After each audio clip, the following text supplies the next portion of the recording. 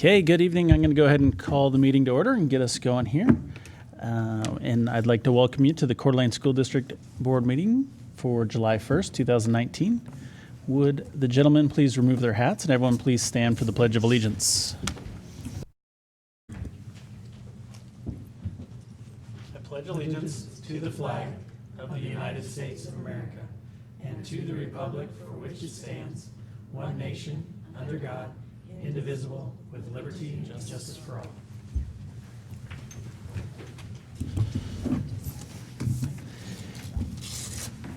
Okay, again, thank you for joining us tonight. Before we get going, I just want to introduce our participants up here. I'll start at my far right with Miss Lynn Town, our clerk of the board. To my immediate right is Dr. Steve Cook, our superintendent. To my left is Miss Lisa May, our vice chair, Mr. Tom Hearn, trustee, and Miss Tamara Pickford, trustee. Jen Brumley had a work meeting, so she's running a little late, but hopefully will be joining us before we leave. My name's Casey Morserow, and I'm the board chair. Public comment on district-related items is scheduled near the start of the meeting. Please sign in on the sheet provided at the entrance door. Because of the diversity of issues, members of the board will not respond to public comment made during tonight's meeting. Instead, issues may be recorded and referred to the proper staff person for follow-up. Comments may also be submitted to the board in writing through our clerk.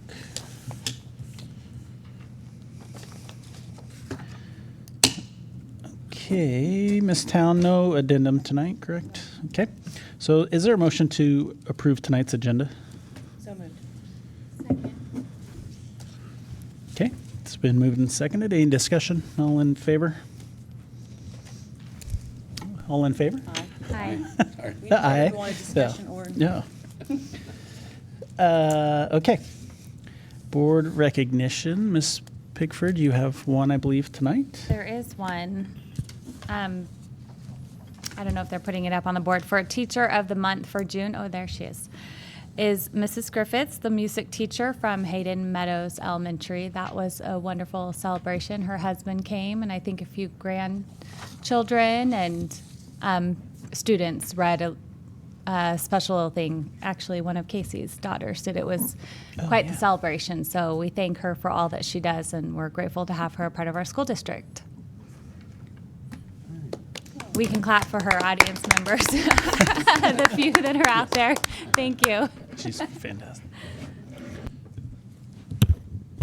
Go ahead. I'd like to ask Trina to come up to the mic. She's going to do this. We're going to introduce, we have one of our, as you recall, we have some money committed out of the levy dollars to hire some new positions, and one of those is here. And we're extremely excited to introduce to you Andy West. She's going to serve at District Mental Health Coordinator. Is that right? Did I get the title right? Correct. So she actually started today. Oh, wow. So Andy, actually, would you like to come up to the mic with me? So we're really excited. Andy West comes to us from Health and Welfare, and she has an extensive background, and she will be our district mental health coordinator. So she'll be coordinating things like our suicide prevention, mental health wellness, and sources of strength and all those good things. And so I don't know if you just want to say a little bit about yourself. I didn't prepare her. Nothing like putting her on the spot. Wow. This is other duties. But yeah, and so she will, probably most likely get to present to you sometime in the future. So if you just want to introduce yourself. Sure. So my name is Andy West. I was the child welfare chief for the last about year and a half. I have a history in child welfare of 11 years. My degree is in social work. I have a master's degree in social work and have spent a lot of time getting to know kids from hard places and mental health and trauma. And so I hope to bring all that experience with me, obviously, in working with our kids and keeping them in the classroom and getting their bodies and brains settled down so they can learn and our teachers can teach and also, prevent some of the more tragic things that we see happen with suicide prevention. So that will be my goal. All right. Very excited that she's here. Yes. Very excited. Thank you and welcome to the district. Tough first day when you have to come to a board meeting and talk with no notice. So thank you. Let's see, board trustee comments. There were none tonight, but just real quickly, about an hour before the board meeting, we received an email from the Kuna School District about a resolution that they want to submit through the ISBA process.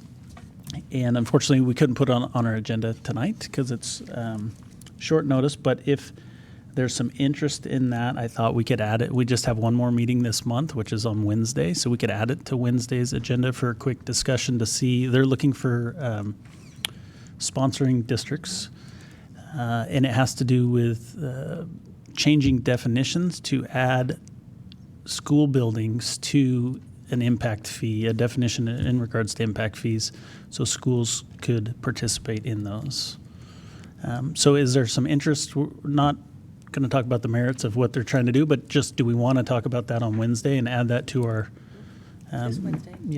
meeting on Wednesday? I think. Yep. Yeah. And I think it can be a pretty brief discussion around that. I don't think it'll add a lot of time to our meeting. We'll do our bid stuff first and then maybe do that second. Thank you, Ms. Town. Okay, public comment. Mr. Dukar, anyone signed up? Okay. Thank you. So we are on to our consent agenda. Is there a motion to approve the consent agenda, items A through G? So moved.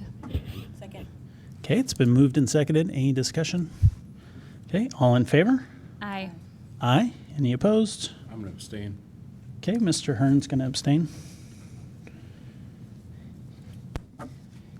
And thank you. We are on to finance report here, item A. Ms. Ebner, are you coming up for that, or is that Dr. Cook? No, that's just. Or do we? Actually, we because we just finished the budget hearings tonight. This past month. Yep. There's nothing to present to you this month, so it's just the finance report. If there are any questions or concerns on the finance report. So any questions on the finance report that was in our packet for Ms. Ebner or Dr. Cook? Okay, I'm seeing none. I'm going to move on then. You're moving along. Cruising. Okay, Long Range Planning Committee report. I got to catch up on my packet here and get to the right page. So just a reminder, we had this for information last month, and Jerry and Jen spoke at that time, and they're here joining us, but they are not obligated to speak tonight. As part of the bylaws and the policy of long range planning is they present 1 month, and we actually don't accept it until the following month to allow for public comment on that. Is there any questions? The only question I had, and my memory is so bad, I may have asked it last month. But I like the top needs you listed here, the priorities. You said they weren't in particular order, but and I agree with them all. My only question is the issue is property acquisition for another new elementary school after liquidation of current land assets. I want to say a couple of things. One is there has been some talk for some time about possibly selling, if possibly, or trading or whatever, some of the acreage out at Hayden Meadows. But this land acquisition, is this in addition to the 40 acres we just purchased last year? Because I think we have plenty of property. From my perspective, we have plenty of property for new schools. And I'm not sure we need further land acquisition, but I'd like you to at least address that issue.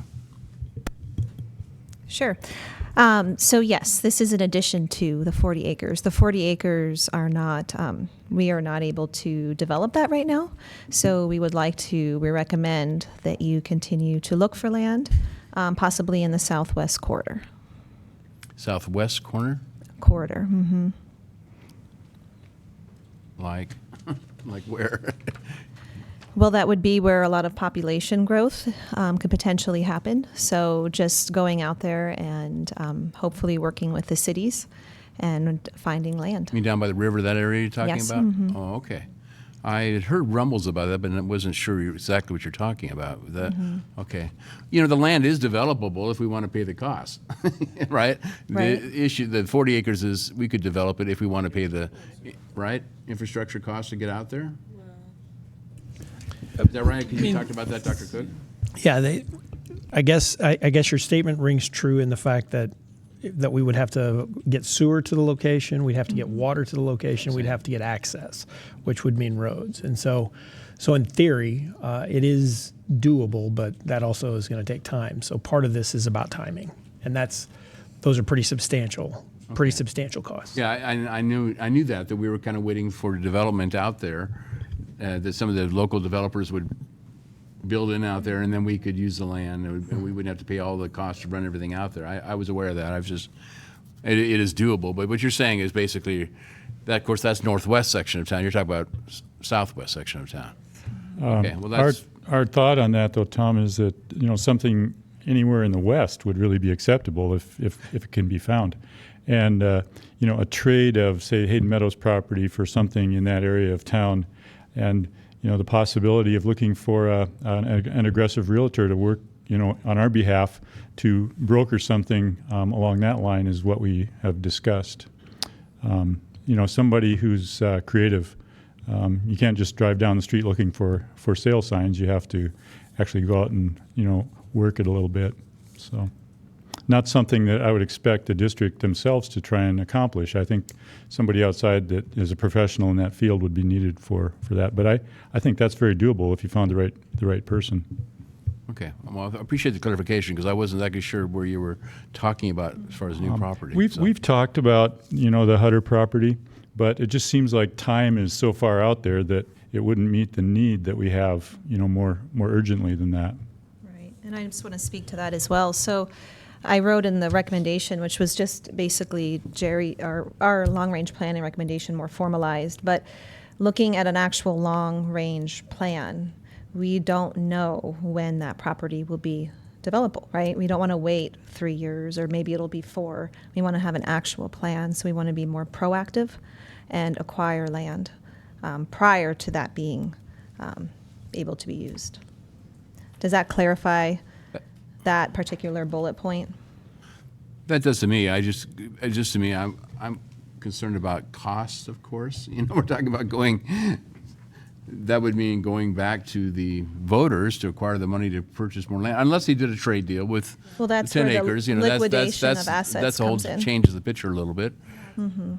If that could be done, that'd be great, without having to go back to the voters until we're Right. ready to. We're going to have to go back anyway to build Mm-hmm. new schools. We know that, but One thing I want to clarify, just so we're all on the same page, is we cannot trade that property. So I know it was in the recommendation, but by statute, we're not allowed to trade with private entities. If there was another public entity, we can trade, just like we were going to with the city of Hayden. But because of the bid process and the way things, on to sell property, we have to accept sealed bids on them if we're selling to private entities. So we're not. Trading wouldn't be an option. so we could sell it, though, and use the money to buy something else. Definitely, you wanted can to. do that, yeah. Okay, all right. Also, with the suggestion that we need a middle school and an elementary school, if we were to develop the Hutter property for 2 schools rather than just 1, then the cost of the infrastructure would be borne across 2 projects rather than just 1, and that could make it a little bit more palatable from a cost standpoint also. Yeah, I think the other good thing with Hutter, since we've purchased that property, there's a lot of progress has been made there. And when we met, there was a big group that met a couple of weeks ago from several cities and NIC, and we were there, and the county, and Brett Boyer and Mayor Griffiths talked about that, and that it's far exceeded the kind of the development pace out there is much more advanced than they anticipated.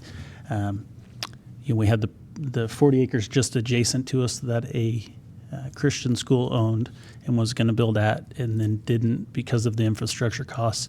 That sold to a developer. And so they're exploring things. Parkwood just broke ground on a new facility for BMC, which is a construction supply company that's currently on 95 and Kathleen, but they're moving out to Hutter, adjacent to us on the south. So there's a lot of activity that's already happening out there. So So it I could think be it quicker than we might be thought. quicker than we thought, but it may not be too. We don't know. 40 acres, excuse me, is a huge chunk of land. Just my small brain has been thinking that a high school and a middle school and an elementary school could go on that property. It's certainly the high school and middle school could share athletic facilities if they needed to. I mean, that's a big chunk of land. I'm not sure what's the land on Coeur d'Alene High School or Lake City, but I know they're both smaller than 40 Lake acres. City is, I think, about 44 acres with the soccer fields. There are two soccer fields there also, though. The latest high school to be built in the area is in Post Falls, and that was placed on a 80-acre site. Okay. Well, I also know that in more urban areas, like Boise and West Ada County, they're looking at smaller footprints, Sure. right? They're not looking at these massive pieces of property. You can do a lot on us. You don't have to have 40 acres of land necessarily. I mean, I'm just saying, Yeah. we could put a middle school and a high school there and have them share athletic facilities.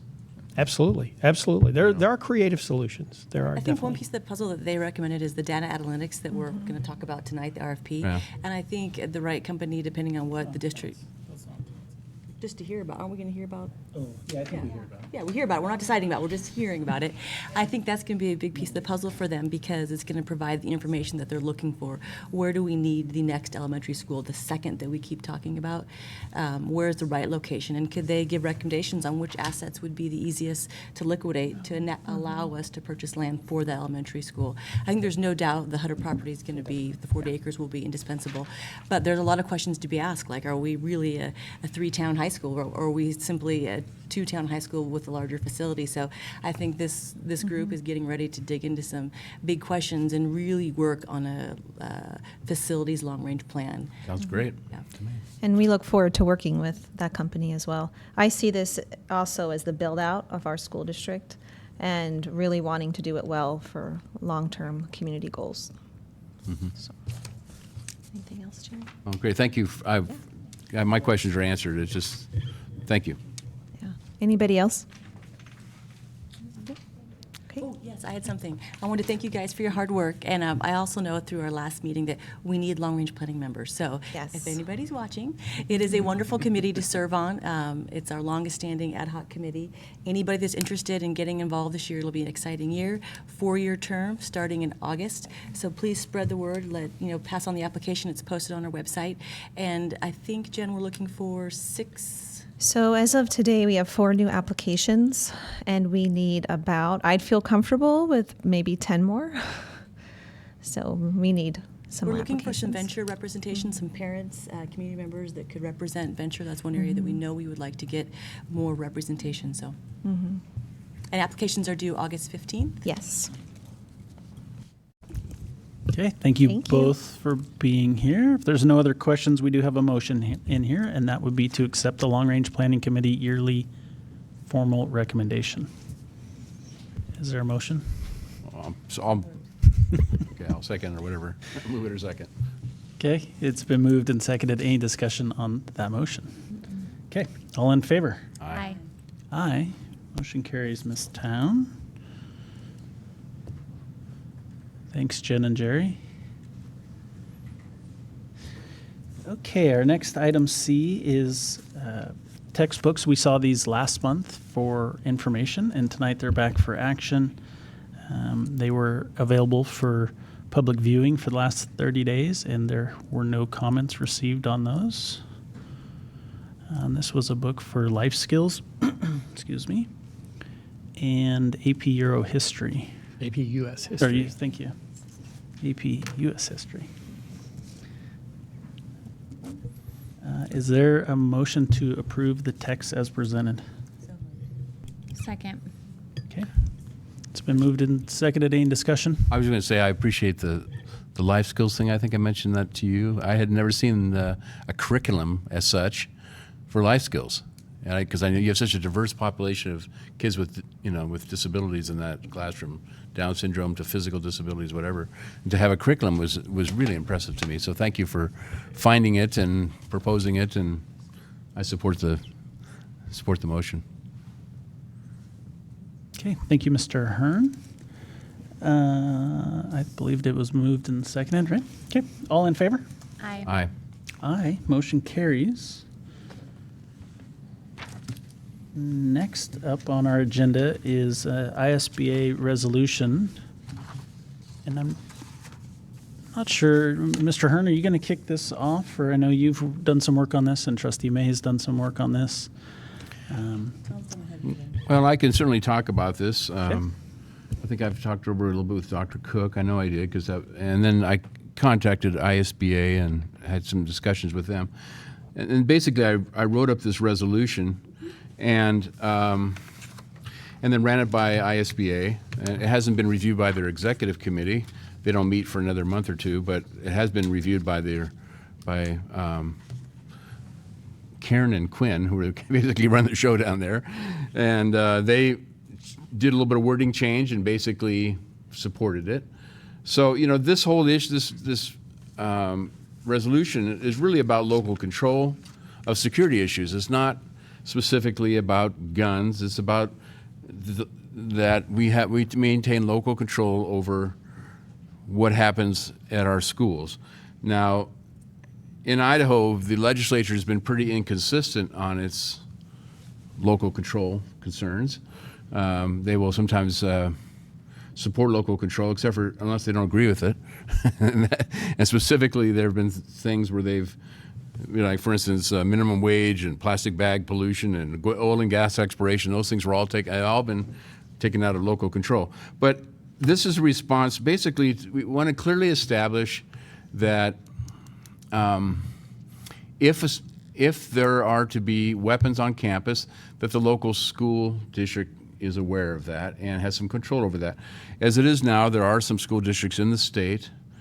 My understanding from talking to ISBA, there's a few in the rural areas where that are long ways from law enforcement, where there are staff members that have weapons. Now, in Coeur d'Alene, we've chosen, I think rightly so, to put most of those issues on some of the things that are listed here in the resolution, but also the weapons, or we have the school resource officers. That's where our primary focus has been. And then we've just hired some more security people as a result of the levy. So, what I would like, this did grow out of a discussion last winter.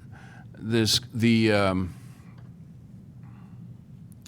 legislature proposed a bill called House Bill 203, which would have allowed anyone with an enhanced concealed weapons permit allowed to bring weapons onto public school grounds, and would have prevented administrators from even asking if these people are armed, and specifically said the school board, they could do this without the school board's permission. And it exempted, interestingly, private schools. So I think that was bad legislation, and thankfully it didn't get out of the House, didn't get out of state affairs. So this basically is kind of drawing a line saying, okay, if Bonners Ferry, for example, wants to allow staff members to have weapons, that's fine. Or if Coeur d'Alene chooses not to do that, that's our choice. That's the wording here is that school boards are elected or appointed officials closest to the communities that they represent and strive to implement the wishes of their communities. In other words, we feel like we know better than the legislators doing a blanket law that's saying anybody in the state can come onto a school grounds with an enhanced concealed weapons permit without our approval or even knowing about it, and we're not allowed to ask about it. And to me, it totally guts any reasonable control over security issues from the local communities and the local school district in particular. So I think that this is kind of our board and ISBA drawing kind of a line saying, no, fine, we will make those decisions, or we would like to be making those decisions and not have something like this happen to us without our knowledge or permission. So that's why I think the emphasis on local control of security issues is important, and I think I would ask the boards to support this resolution to be submitted to ISBA. Now, I understand, Trustee May, you had some comments you wanted to make too? I could say a lot more, but I'll be quiet for now. I think I'm with Tom that I think it's really a school security issue, and I have some questions about it still. I think we're in the draft phase. I don't necessarily have questions about what Mr. Hearn has presented, but really about how if this proposed legislation from last year, House Bill 203, was passed, how would it impact our current school safety plan?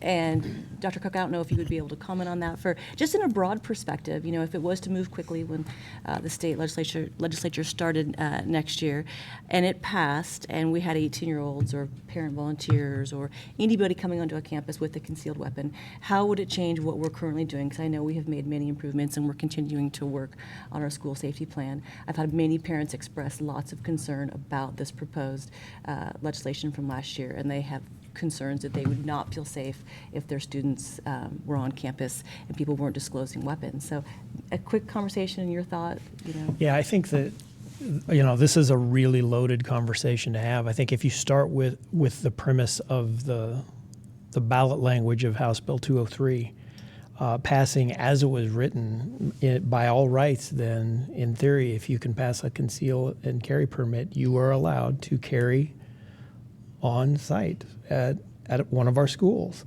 And with the law that passed that allowed that age to drop to 18, in theory, then it puts the district and 18-year-old students legally able to carry a gun to their school, which just is an interesting concept for us to deal with, I think. And so the thing that I would suggest is that we have spent a lot of time diving into what we feel like is best practices for school safety and security process.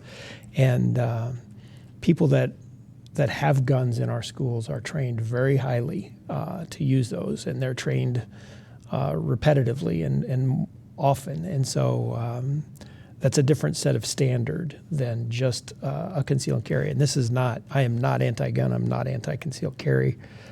It's just a different threshold. And so when we talk about the relationship with local law enforcement and the work that we do to collaboratively make sure that our schools are kept safe, this would be a definite curveball if House Bill 203 were to pass, and that we were in a position where, number one, we would not know who was coming into our school with a gun, and number two, can't ask them if they're carrying, and number three, potentially having students in schools legally carrying guns according to that legislation, that would create a dynamic that would be a completely different set of training experiences and how we would have to deal with that, both as a school district and in our relationship with law enforcement. And of course, we're going to do whatever we have to keep our students safe, but that is definitely a different set of circumstances. I think, you know, regardless of whether this resolution was to pass at the ISBA convention, I think it's a conversation that we, in our minds, probably need to get prepared for.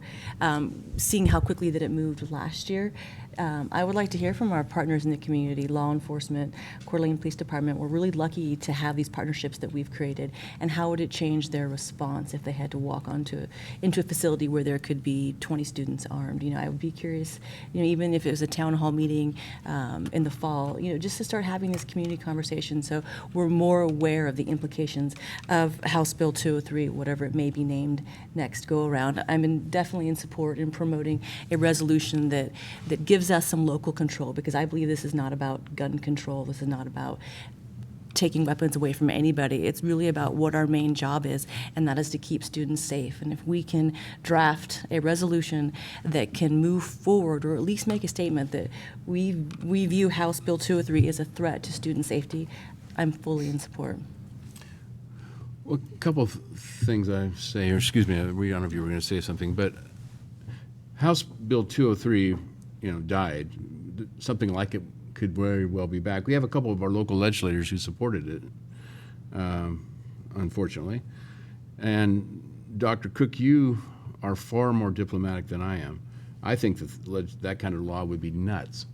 It might even be a violation of Federal Safe Schools Act. I think that would be challenged in court, but I think it would be really bad if school districts around the state are told what they have to do with regards to weapons on campus. I would hope that legislation wouldn't get very far. I do know when it came up before that all of the interest groups, the ISBA and IEA and other groups all were strongly opposed to it, and that's why it didn't go very far. But there's some of those legislators are going to bring it back again, I'm pretty sure. So, you know, and this is not, I'm not anti-gun. I happen to have an Idaho Enhanced Concealed Weapons Permit.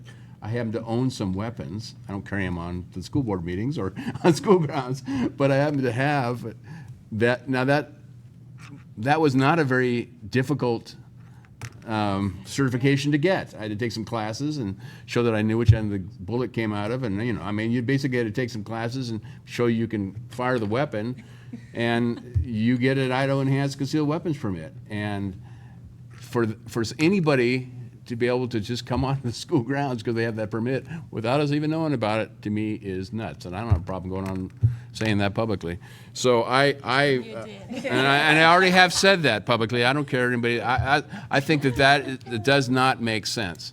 So anyway, getting back to the issue here is this puts the control over local control over all decisions about security. It may not just be, it may be other issues besides weapons. Might be, you know, besides guns, I mean, it might be other things, you know. So I would ask, again, that the board support this. If it does pass, I would like us to see, because I got a really good reception from ISBA, if it does pass this board, I would like us to look for co-sponsors like Kuna has done, because I think this will get a lot of co-sponsors. I would be shocked if it didn't. I think it'll get a number, because I've been hearing that stuff, and I don't have my ear to the ground as much as I used to when I was on the ISBA board, but I certainly have heard enough, and the people in Boise seem to think there's enough interest in this particular resolution that it would get co-sponsors, I think, anyway. So Trustee Hearn, just maybe so we're all on the same page, and anyone who might be watching at home or here in the audience that may be interested, all 6 of them.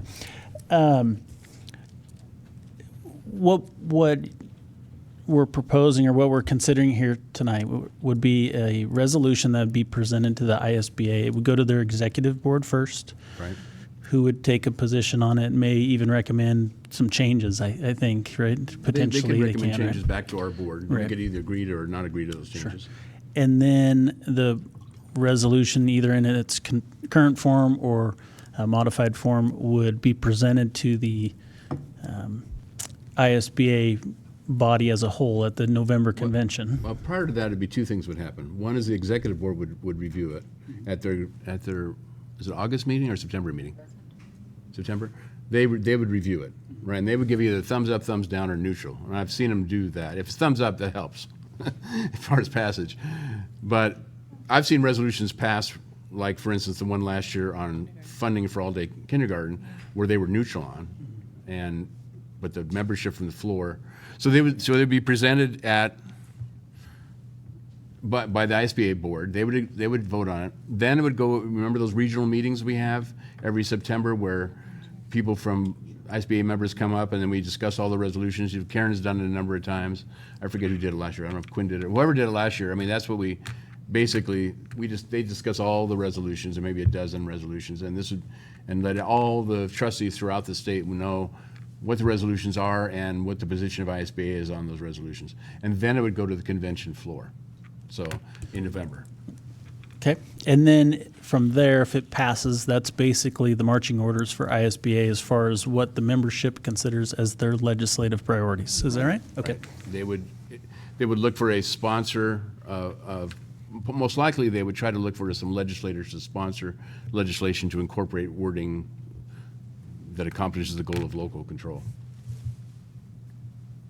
It wouldn't look like this. This is a resolution, but they would have local control issues in it.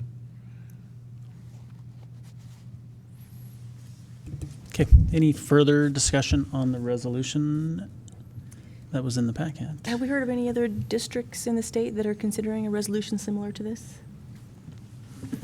We have heard that there is a lot of talk, and that there are districts considering it. As far as those willing to be named yet, we haven't quite heard that part yet. I guess we'll know soon. But they could be approached for co-sponsorship, couldn't they, if necessary, if this Yeah. passes? Yeah. Okay. So- Go ahead. okay for me to make a motion? You bet. Unless there's no further discussion. Do you want to say something? I make a motion to approve the resolution of local control of decision-making regarding school security and forward to ISBA for consideration. I'll second that motion. Okay, it's been moved and seconded. Any further discussion on the motion? All right, all in favor? Aye. Aye. Motion carries. Ms. Town? Thank you, and I would like, we'll look into the issue of co-sponsors. I'm not sure how to do that, but we can cross that bridge in the next week or so. Send it off to Karen and ask her for co-sponsors. And Tom, thank you for taking this on. I know you're passionate about it, but school safety is important, and Yeah, well, you're welcome, and it is important, and I think it's, oh, well. Thank you. Okay, next up are our policies for action, and with the first one in the list there, 1100 Board of Trustees memberships. That's new to us this month. That's a legal change, just changing the terms from July to January. That's kind of a catch-up from the law change last year. But the rest of these we saw last month. There were a few comments received. Those were in our packet, and some of the policies were adjusted with the blue lines to incorporate some of the suggestions or comments. And I think before we take this up for action, I'll just see if there's any questions on any of these. good comments. Yeah. So, oh, yeah, never mind. All right. Okay, no questions or comments. I'll just say to Nicole, thank you. You had a lot of work in there, so thank you for all you did on that. And you had some blue line changes that were appropriate, so thank you. If there's no other questions, I'm just going to ask for the question. Is there a motion to approve the policies as presented? Okay, moved and seconded. All in favor? Aye. Motion carries, Ms. Town. And we are into our info items. And Dr. Cook, do you want to start? And then I'll let you turn it over from there. Yeah, we've got several things for you guys tonight. The first one I'm actually really excited about. Nicole Pekarski is going to present, I think, the very first health services report to the school board. So we're extremely excited to just give a little bit of data and detail about how we're supporting the medical needs and emotional and mental health needs of our students in some regards across the district, and just a broad spectrum of services supported by the nurses across the district, and just really, I think, a little bit of a deep dive into that process. So I'm going to turn this over to Nicole and thank her for her presentation. Thank you. I am very excited to be here tonight. I appreciate the opportunity to address Chair Marisro, members of the board, and Dr. Cook. This is a very exciting topic for me, and I hope some of that excitement is conveyed in my presentation. School nurses are in a critical position to identify unmet health needs of large populations of students. School nurses foster the close interdependent relationship between health and education. And so a good health and a strong education cannot be separated. School nurses impact academic achievement, improved attendance, and better graduation rates. So next slide, please. We will look at some of those numbers. Great. So we see that the annual average number of visits to the health room per student are about 2, and that the number of services provided during those 2 visits are on average about 12 services. So it's important to note that not every student, even in all of their K-12 years, will visit a school nurse. Many of our services are provided to a smaller group of students, but these are averages that we're looking at. School Health Services has not compiled a report like this in the past, And we do use an electronic health record system in Skyward combined with hard copy records for medication administration in each building. In the process of gathering data for this report, we learned a lot about our data entry practices and capabilities, and I'm very excited for that in the future. So some of these numbers you will see are estimated numbers, and I'm confident that they are actually far underestimated, and in the future we will be able to bring you very precise numbers in these categories. So where estimated numbers are calculated based on a daily activity number multiplied by number of days in the school year. And it's important to note that not all health room visits and services are currently captured in our electronic health record. We really only record those visits that require care beyond basic first aid. And that's one of the reasons that I can tell you I'm confident we've actually seen a lot more students and provided a lot more services than this. Some of those examples are a scraped knee may get assessed, washed, have a Band-Aid applied, but if that encounter was less than 5 minutes, and was determined to be superficial, that student is sent back to class, and we see the next student in line who perhaps has a more pressing need. The nurse is sure to document, though, every encounter that requires care that must be provided by a registered nurse. Additionally, these records that we're looking at only reflect the care provided by part-time nurses in our building and do not reflect any encounters with office managers or secretaries. And we know that they handle a lot. Even when the nurse is present, they are handling a lot of those recess scrapes and bumps and bruises. Next slide, please. We have 15 registered nurses in the district, and those nurses are divided out into 12.38 FTE. So we have an overall RN full-time equivalent to student ratio of 1 to 888 students. It's important to note here, if you look at the math, we do have a student in the district that is provided with one-to-one nursing services, and we manage that with a point FTE and then backfill with a sub-nurse. And so that 0.5 FTE has been removed from the 12.38 to come up with that 888. The American Academy of Pediatrics and the National Association of School Nursing recommend one nurse, one full-time nurse per one building. And so when we see a ratio of one nurse to 1.4 schools, we are above that ratio. Next slide, please. So here's a quick look at a lot of expenditures. When we look at each student having $92 worth of school health services available to them in a year, that's pretty reasonable. And if we think about those 12 interventions that students have, that comes down to about $7.67 an intervention. So that's probably the cheapest healthcare in town. And we think that if we were to capture everything we do, it's actually a lot less money than that per intervention. Next slide, please. We do have some sources of revenue. We have a Department of Health and Welfare grant that provides a .49 nurse at our Venture High School.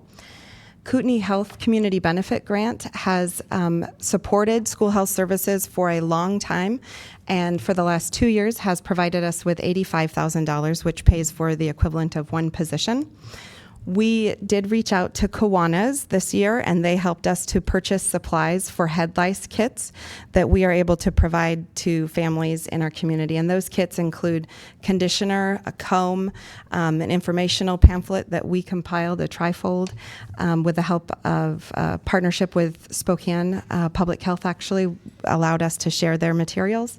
And then also we can provide medicated treatment over the counter to those families who ask for it. Or I shouldn't say ask for it, those families who want it.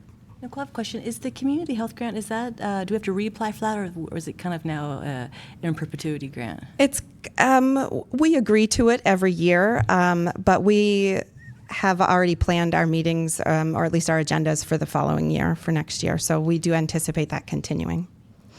And then Northwest Specialty Hospital was very generous to us. When we were looking at our supply kits for our AEDs in each of our buildings, we wanted to expand the supplies that are in those. And they purchased CPR masks for each one of our AEDs. Next slide, please. I would like to make a little remark. We have a number of in-kind hours. So if I could go back one slide, sorry about that. I was able to total up our revenue sources in dollar amounts there, but would also like to acknowledge in-kind hours. So we did not put a dollar amount to those in-kind hours, but we have a large number of hours from Heritage Health with our school-based health center, from Panhandle Health for our immunization quality improvement project, Kootenai Health trauma prevention. We've collaborated with them for years with bicycle safety and helmet distribution, and then also time-sensitive emergencies with the state grant that we did this year. Kootenai Health is providing the infrastructure to disperse those kits in our buildings for Stop the Bleed. Delta Dental screenings and sealants is in-kind hours, and they this year came to 3 of our schools, and they rotate those schools each year. Kootenai Medical Alliance, we have a number of in-kind hours from them for vision screening assistance. And then Safeway Albertsons Pharmacy provides us with flu shot clinics for all of our employees. So the school nurses collaborate on scheduling those, making sure that we have spaces and times available.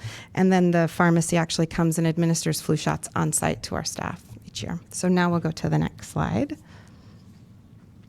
So the most common condition that we have reported by families is a non-life-threatening allergy. Asthma then is the next largest population, and this is consistent with national trends in what families report as health conditions.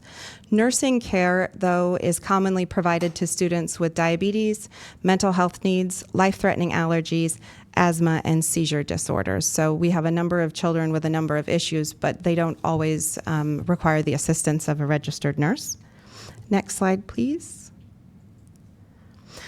Estimated health room visits and medication doses administered. So this is where we took our 73 daily medications in the district and multiplied them by our number of school days in the year, and we are administering 12,556 medication doses in a school year. That is not including any as-needed medication. So this does not include Tylenol, ibuprofen, asthma inhalers, or epinephrine pens, or rescue medications for seizures. This is only scheduled medications. We have an average of 124 daily student health room visits, and so multiplied out, that becomes 21,841 annual visits. And again, when you look at 124 daily visits, and we have 17 schools with part-time nurses, that number is actually not that high. That's less than 10 visits that are being recorded on a daily basis, but that reflects that documentation piece that I was talking about, where we have learned a lot about how we input information into the system, and we'll be working on improving that next year to bring you more accurate results. Next slide, please. So we see that there are 538 students who need specialized healthcare services during the school day, and that leads to 87,569 specialized healthcare services provided annually. Those services include glucose monitoring, carbohydrate counting, insulin injections, epinephrine injections, rescue medications for asthma or seizures, those daily medications that we've already talked about, and then tracheostomy care. 538 students who need specialized healthcare services during the day does not mean 538 students every day in the school year. It means 538 students may have an event during the school day that requires specialized healthcare services. Next slide, please. Key health services. So we have 35,780 additional health services were provided. So this is beyond specialized healthcare services. And this group includes nursing assessment and counseling for injury or illness, follow-up care, coordination for new and existing conditions, a parent consultation, perhaps this is done in person, on phone, or by email, individual health plan development. So when we become aware aware of a student with a health condition that may need to be cared for at school, we develop a health plan for that student. If that health plan has components that could impact an emergency situation for a student, like say an evacuation, or directions for the teacher in the classroom to be on the lookout for if the student has a concern, how should the teacher respond or other care provider, then we do go beyond the individual health plan, and we have emergency action plans. And then health records reviews, immunization follow-up, and first aid administration. We have not been tracking our participation, meaning I can't run a report on our participation in 504 and IEP meetings, but we do attend a number of those meetings during the school year as well. Next slide, please. Comprehensive school health services in student group settings. So these are kind of comparable to small educational sessions that we might do with students. So we typically would offer a hand washing class for kindergarten, first grade, and second grade students. And this is dependent upon the school nurse's availability to get into the classroom. But these classes are typically offered in the fall, maybe immediately prior to flu season. And sometimes we revisit that during flu season, or if conjunctivitis, so pink eye, is going around, or other illnesses that we see, we try and respond in that way as well. Dental health education classes, we would typically provide these to students who are maybe in the 3rd and 4th grade, and a similar idea with going into the classroom and doing a brief presentation with the students and some fun activities. Nutrition and physical activity classes, these can vary. Some of the materials that are available to us are for younger students, kindergarten, first grade, and some of the materials that we've utilized are for older students, like with the in conjunction with Girls Night Out, Boys Night Out, or the Puberty Growth and Development coursework. We also collaborate with North Idaho College nursing students and WSU nursing students, and they come into some of our classrooms and help teach with nutrition. That's a common area that they might help with. Bicycle safety with helmet distribution. We worked with Kootenai Health this year to offer that class. I believe that they came to 5 schools, and those are also on a rotating basis, so they would come every few years. And when they do that, they offer that to multiple classes. And then we worked with our high school, we worked with all of our secondary health teachers, actually, and then at Lake City High School to offer QPR to students. And then we've been working with some students with Cope to Thrive and hope to increase those numbers next year. Next slide, please. So when we look at the next section, it's for staff group settings. We provided basic first aid and CPR AED training in 17 school buildings this year, and then also the district office and transportation services. We offered Stop the Bleed classes in all of our buildings. This training was kind of a mad dash effort this spring. We did receive 17 grants from the Time Sensitive Emergencies group with Idaho State. So we trained 69 people in the last 2 weeks of school, which is an amazing feat that people were willing to say yes and do this training with us. But this will enable us to place 4 Stop the Bleed classes in each of our schools before school starts in the fall. And then we'll work on training more people. Suicide prevention classes, QPR, we've talked about that here. And then flu shot clinics, I mentioned a little bit at the beginning of this presentation. And I think the last time I looked at those numbers, we had 380 employees who took flu shots last year in those clinics. So that's a pretty good number. Next slide, please.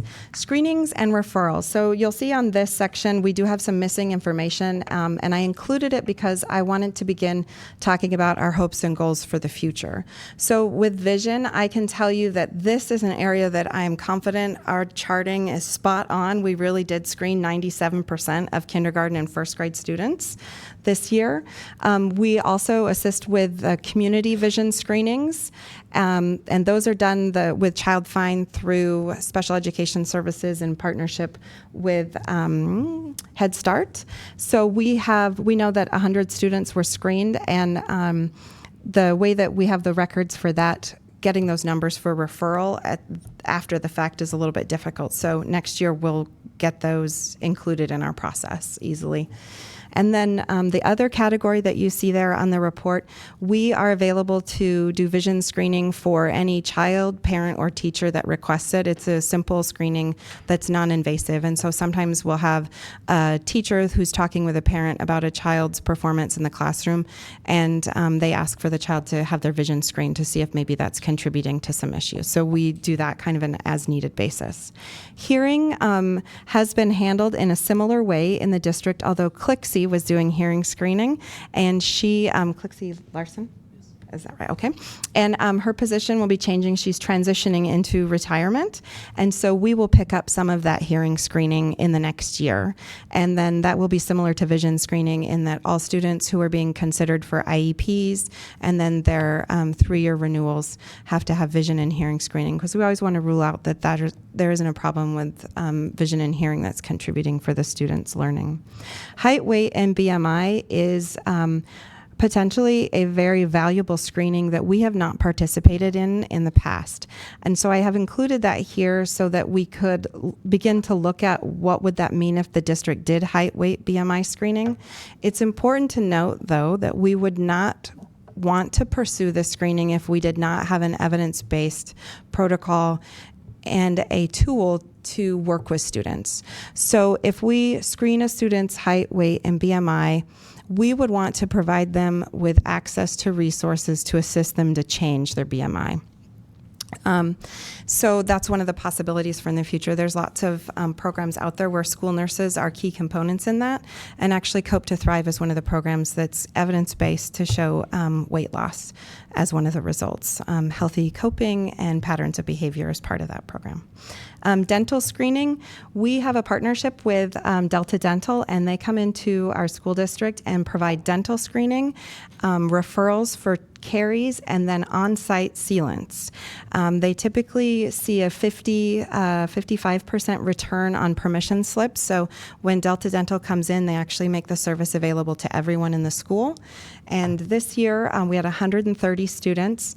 And these numbers are slightly different than the report you were given because in the meantime, since submitting this, I received from some documentation from Delta Dental about their services this year in our district. So we really only had information previously that one student was referred for follow-up, and now I know from Delta Dental it was at least 12. I have a question, Nicole. If they're referred out for follow-up and they don't have dental insurance, then is Delta paying for that for them? Or? Nope. We call every pediatric dentist in town that we can find and ask them if they'll take this student.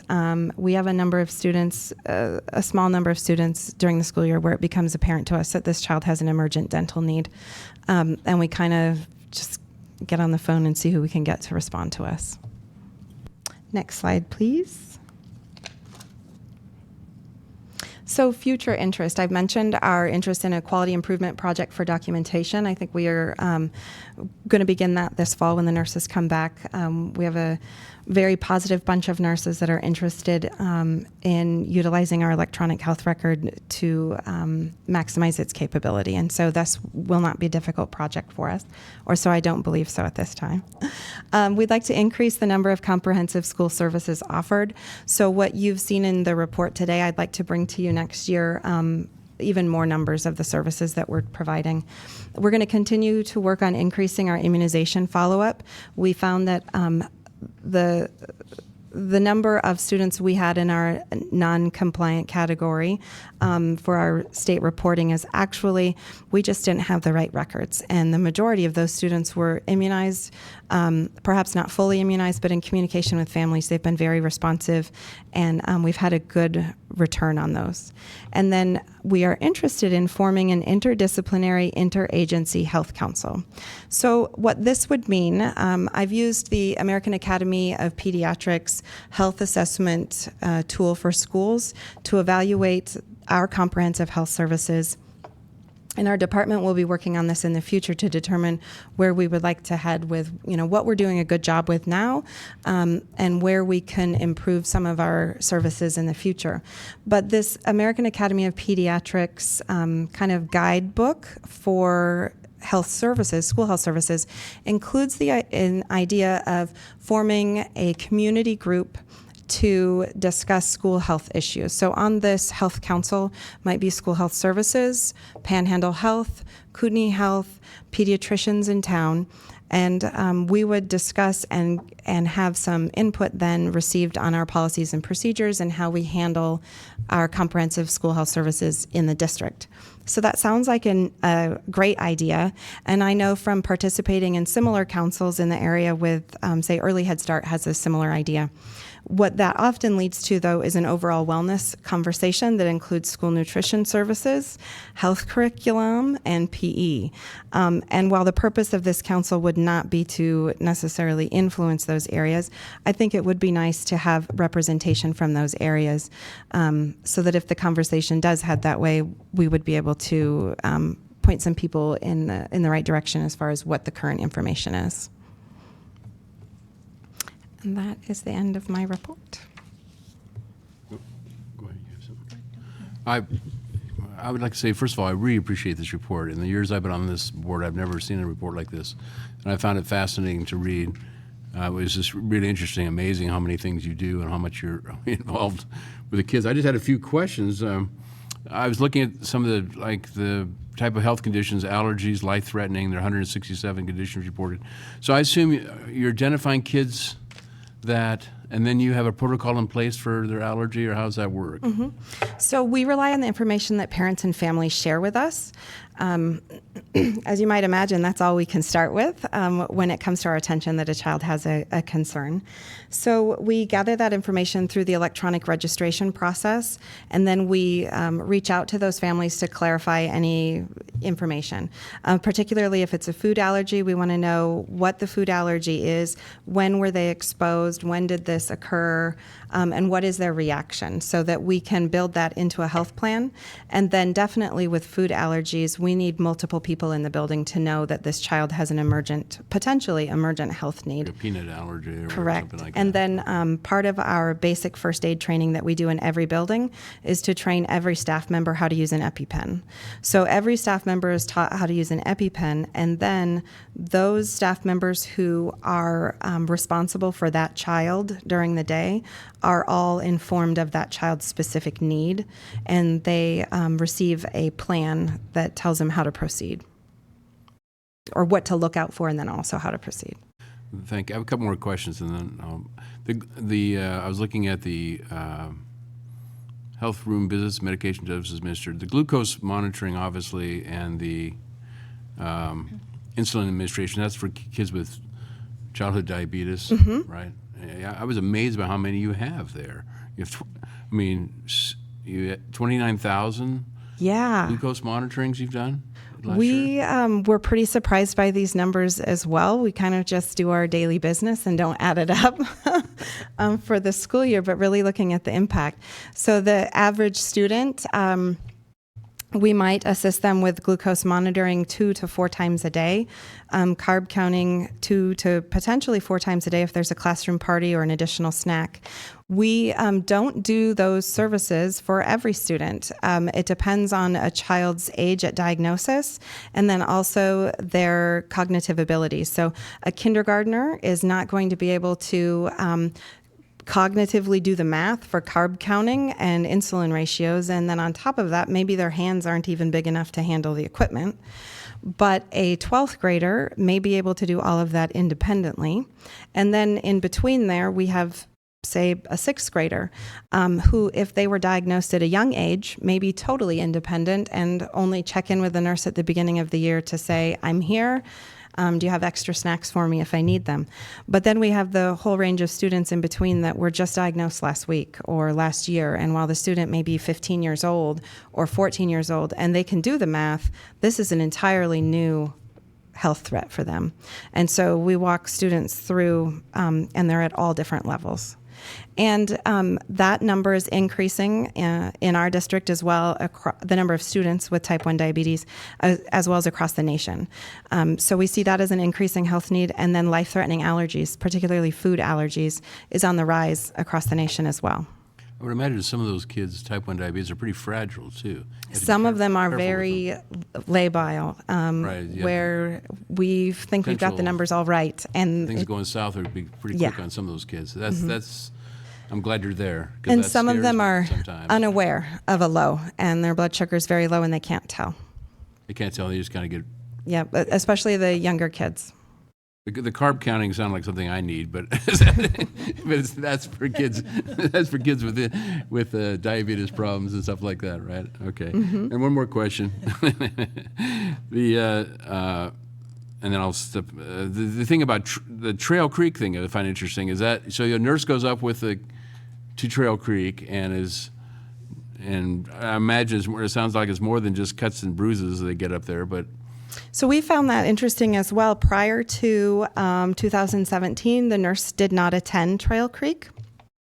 And so families brought medication in, and they were dispensed by teachers and other staff at Trail Creek, the Trail Creek experience. And this includes how type 1 diabetics were handled as well. In 2017, we had 7 type 1 diabetics attending Trail Creek. And so we were requested by parents to have a nurse in attendance the entire time.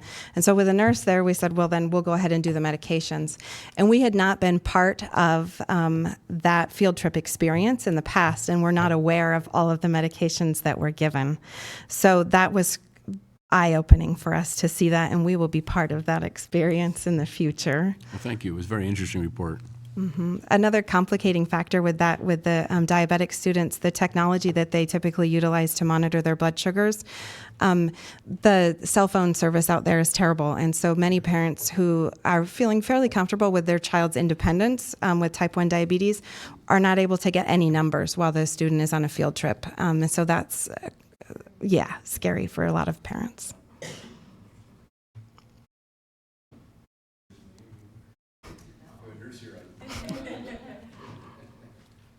Okay, other questions or comments? Just thank you. This is fantastic. Very interesting. Very interesting. Actually, I do have one question. Doesn't that matter? Do you feel as though we're funding our schools adequately? I was kind of looking at the ratios, in my mind, going, oh, does that seem fair? Do you know the answer? Yeah, I know the answer to that, but is there tweaks or changes that can be made, when you see a certain school of this size? And I know it has to do with the population that they're taking care of most importantly, but do you feel like we're servicing our schools? I feel like in the past, there has been, in the recent past, so in the last 10 to 15 years, there have been major strides made toward increasing funding in our department, and that's been reflected in the FTEs that we now have that didn't exist 18 years ago. Maybe it's 20 years ago now, Cindy Perry had 1.5 nurses for the district. So looking at that growth, I am really happy with where we are today in that reflection. I do know that we could provide better services and more services if we had more resources, and that's what I would love to pursue. That being said, though, we should be grateful, if they're watching, to our partners in the community that have helped us, because it is clear that without their help and support, we would not provide the same services that we do right now. Okay, thank you very much.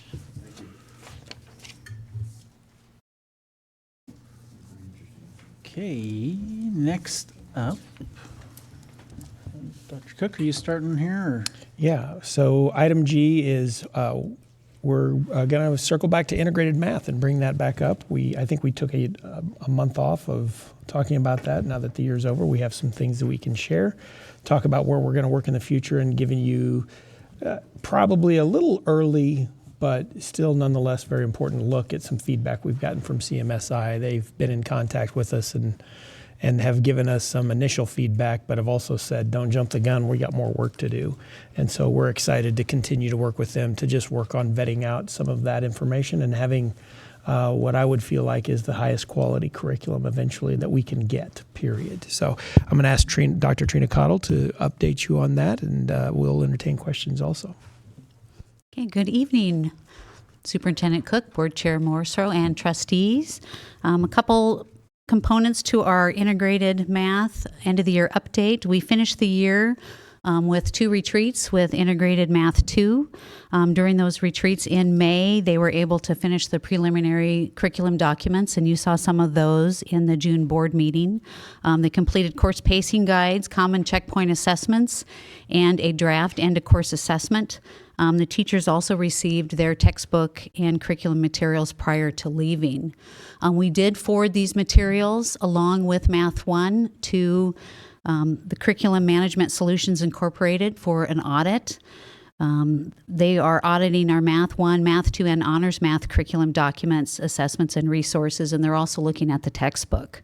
Auditors will be using the similar criteria for integrated math as they did in our comprehensive audit. So you will see some of the same formats and some of the same criteria. We were anticipating having the results of that audit at this time. They told us the end of June, beginning of July, and it's taking a little longer than expected.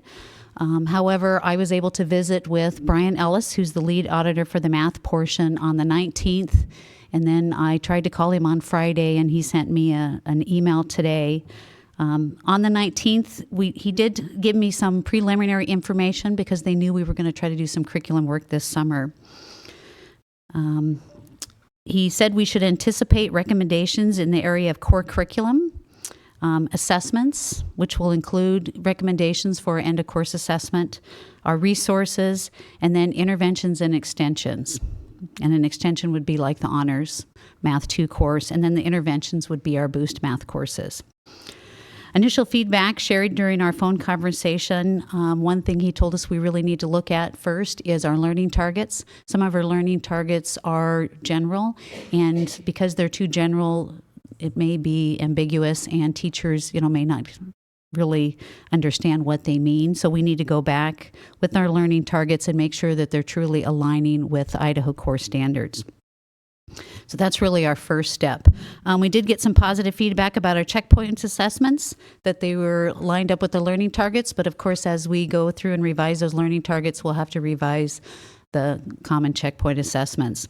Our end-of-course assessment, he had some suggestions there to do something similar to more what our SBAC is like, those type of questions instead of just all multiple choice. So we should see some clear feedback when we get the final report on how to work on the end-of-course assessment.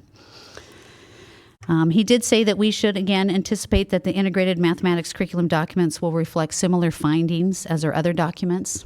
We have a consistent pattern of things that are missing, things that are like prerequisite skills, some of our assessment processes, not just the assessment itself, but how assessment is administered and what we use with the data to make decisions. Some instructional tools should be in there to help teachers. So if a teacher is new to the district, they can pick up the curriculum materials and they can not only read what the standard is, but they can see an example of what that would look like or what a best practice is to teach that. And then again, some common classroom strategies. And then they do have some feedback on instructional tools and resources for us. He did recommend summer work begin by revising those learning targets. So I'm happy to report, as you probably saw in your board packet, we have hired a director of curriculum, Katie Groutman, and she will start July 8th. And I will be meeting with her that week, and we'll get our curriculum team together this month, and we will start working on the learning targets for Math 1, Math 2, and Honors Math 2 in anticipation of the full audit. So we are well underway, and I'm excited that we'll have some help and some good help. Dr. Claude, question. We are mentioning Math 1 and Math 2 and Honors Math 2, but Math 3, are they looking at Math 3? I think they are. I don't know. That's what I'm asking. I'm confused. So the board held off, if you recall. We provisionally approved Math 2 and Honors Math 2 to get us started back in April, I think, March or April board meeting. And part of what we're going to do is take the feedback, and as a part of the audit, CMSI will be reviewing Math 3 and Honors Math 3, which we're probably not going to call Honors Math 3 because it'll probably be really like a pre-calc trig kind of class. Anyway, that will be part of what they give us feedback on, and then we're going to our intention will be to bring it all back in front of the board. And one of the things I think that is noteworthy, and I think I don't want to get ahead of the math work that the audit that CMSI is doing, But I anticipate this approach of this idea of getting a starting point with the curriculum. And as we get feedback from it and let teachers kind of muck around in it for a year and tweak it and modify it, bring it back in front of the board the following year for an additional update. I do like that model substantially because you're not committing to those resources that are going to best support the work that teachers want to do. So I think I think it's worthy of note, and I don't think it's too preemptive to make those statements now, but I am very much inclined to have that kind of approach in the future as we go forward because it does keep the board intimately looped in on what work that the teachers are undergoing. Yeah, I think the thought process from the math ad hoc committee that I sat on as board rep, since you all didn't volunteer, was since Math 3 wasn't going to be taught this coming school year, it's another school year out, let's focus our kind of attention and our resources on Math 2 and then try to get an earlier jump on Math 3 that it would start in the fall because Math 2 will be done at that point. So earlier in the fall that we'll start on Math 3 and be able to do this kind of work that we're doing in the summer, hopefully kind of late winter, and have it finalized when it comes to us in the spring. But still utilizing CMSI as a source of feedback and external validation for the work at the curriculum.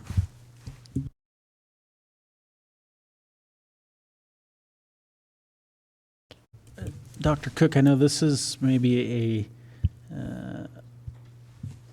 it's an early question, but just with the information we got back from our curriculum audit, I know you're working on work plans, but with processes like how we utilize end-of-course assessments or assessments in general, and how are they developed and kind of common practices and those sorts of things, when do you anticipate we'll start making changes in kind of that process? And will it be, we're not going to change 1,000 classrooms at once, right? Or every subject, I assume. So how are you going to kind of pick where we start with that? Yeah, I think the fact that we're doing this pretty deep dive with math now is a good indication that would be a great starting point. I think, we did the end of a course assessments in Math 1 as a point of conversation, and I think we got some feedback that gave us at least performance data on students. One of the things that we've talked about and asked questions about is if we're truly going to determine whether or not that those things are being taught and not more specifically learned by students, what's the evidence that we're going to have to agree upon? And so I would say that'll be a good starting point. I think to get that built out to a level of quality is going to take time because that's a deep process, but I would expect to see some of that work happening even this summer and as a follow-up to this information.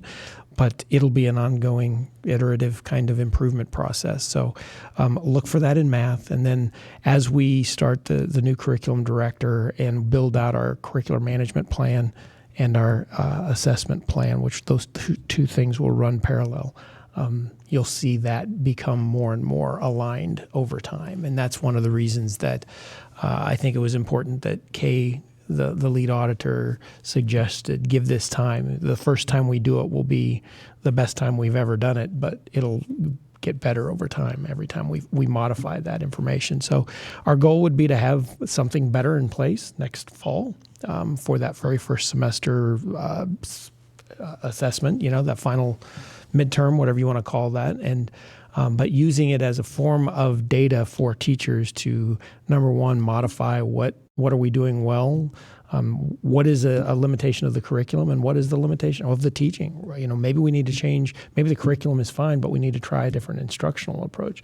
That's the part that we're just starting that process in, so that comprehensive look at the system and how well it's performing is continuous from here forward. I guess that kind of segues into my question about the semester 2. And Dr. Cottle, you might have to answer some of these questions, but as we look at this semester 2 data and, it's preliminary data and we're just developing the use of EOCAs, I guess it's kind of a two-pronged question is down the road, what would be our goal for the use of EOCAs and how could it, like you said, measure teaching and learning and help us modify our curriculum to ensure that our students are doing the best that they can? I think that's kind of the first general question. And then the second question would be when we look at the data and, we see half of our 2 major high schools, students not passing their EOCA this year. Is there anything that we can do for these kids in the coming year to say, okay, we recognize there might be some learning gaps or it was a preliminary EOCA, but are we taking into account this data and saying, hey, what can we do for the subset of these kids that maybe need a little bit extra, or going back to the topics that they didn't quite cover semester 2? So to your first question, I think the first thing that to remember is this idea that if you're going to have an EOCA, there are going to be things that you want to ask. Let's say it's a 20-question assessment. The teachers aren't going to be expected to deliver all 20 of those questions the same in every class. The idea would be, what are our essential learnings that we want to measure whether or not kids are doing. And that's the part of the assessment that we would all agree upon. And that would be the idea that an EOCA is, these are the most important things that we want each kid to know out of each of those specific contents, kinds of areas. And then you give teachers autonomy to measure the other parts that they feel like are warranted and valuable. And that's this, Kay mentioned this term, tight and loose. You want to give the teacher and the student very clear expectations on these are the non-negotiables, these are the essentials of the course that need to be learned, taught, and measured. And then there are some things that we have some flexibility on. So ultimately, the goal of an EOCA is to give feedback on whether or not that system's working. And the first part of that is, does the curriculum reflect that? The second part of that is, was it taught well enough? Third part of that, did students learn it? And fourth part of that is, does the system of measuring it reflect all those things? And if not, which one of those 4 pieces is out of alignment? And so that's an ongoing conversation that we would hope would not stop once something is down on paper, because that's the true art of getting the very best delivery of the system that was clearly articulated in the curriculum audit, and how to best perfect that kind of iterative or continuous improvement model so that teachers know exactly what it is they want to do. And ultimately, it may be a student issue, it may be an adult issue, it may be a timing issue, and there's so many different factors that have to be evaluated in that process. And that's the role of those committees, once we get them into place, is to both develop that and then evaluate it in an ongoing factor annually. So I guess the question would be, what can we glean from this data this year? What can we take into next year and say, because we don't have all our systems in place yet, but I bet there's some good things that we can learn from it, and in a positive way, help maybe those students that maybe need a little bit more help than other Well, similar to populations. the first semester end of course assessment, it was our first iteration, and we were able to meet with Math 1 teachers in January and February to go through and look at the data. The second end of course assessment was at the end of the year, so we didn't have time before school ended, but we will have time in the fall. And again, it's our first iteration. It's like a prototype. So like Dr. Cook said, we need to look and say, look at the questions and see where students didn't do well, and first say, okay, is this a good question? Is it really measuring what it's supposed to measure? So if we have some issues with our learning targets, we may have a question that's not aligned to the learning target. And then if it is a good question, then we need to look at, okay, which students did well, which ones didn't, and can we look at was it a teaching strategy? Was it... Because sometimes one teacher's teaching a certain way, or is it a timing issue, or did one teacher not get to that? So it's basically an item analysis to go through and look at the assessment, look at if it's an instructional issue, look at if it's a curriculum issue, and we'll make some changes. The nice thing is we'll also have some feedback from the audit, because they'll take that deep dive in there, and I'm sure we'll get some good suggestions on where we can better align and improve that assessment. So going forward, this is our preliminary. Next year, I imagine we'll look at these probably through a different lens. Is that Yeah. And if you recall, one of the findings we had from the greater audit was the fact that right now we aren't even capable of stating that our curriculum is guaranteed, which would mean it doesn't matter if all of us are if everyone at this table was a ninth grade English teacher, that a kid could get a very different experience depending on which class they were in. And part of what we've got to get to is that point of where we feel like we've got the part of the curriculum that is guaranteed so that it doesn't matter which class that kid goes into. And that kid is going to have generally at least the essential skills, have a similar experience, and would know, at least in theory, you could go to any one of those courses in either of our high schools or middle schools or even elementary schools and have at least a generalized experience that would be similar in nature. And so that's part of the work that's going to, it's we knew we were going to get difficult feedback, and this is the EOCA data you have before you is data that we're willing to share. I don't want to say that it's the best data in the world, but it's a good place to start. We can do a lot in the coming years to talk to parents about the meaning of an EOCA. If the student happens to bring their grade home and happens to communicate with their parent, that what it does really mean, and it's not the end-all, be-all of how they're performing in the class, but that it actually gives us the information to make adjustments, whether it's curriculum, like you said, in teaching and learning. And so I think it's an opportunity for us to do a good job or a better job in incorporating this into the dialogue with parents and community. And then I would add, because it's our first iteration, the data that we're really looking at to make decisions would be the NWEA MAP data for students. Plus, we can also look at PSAT and SAT data or the ISAT data.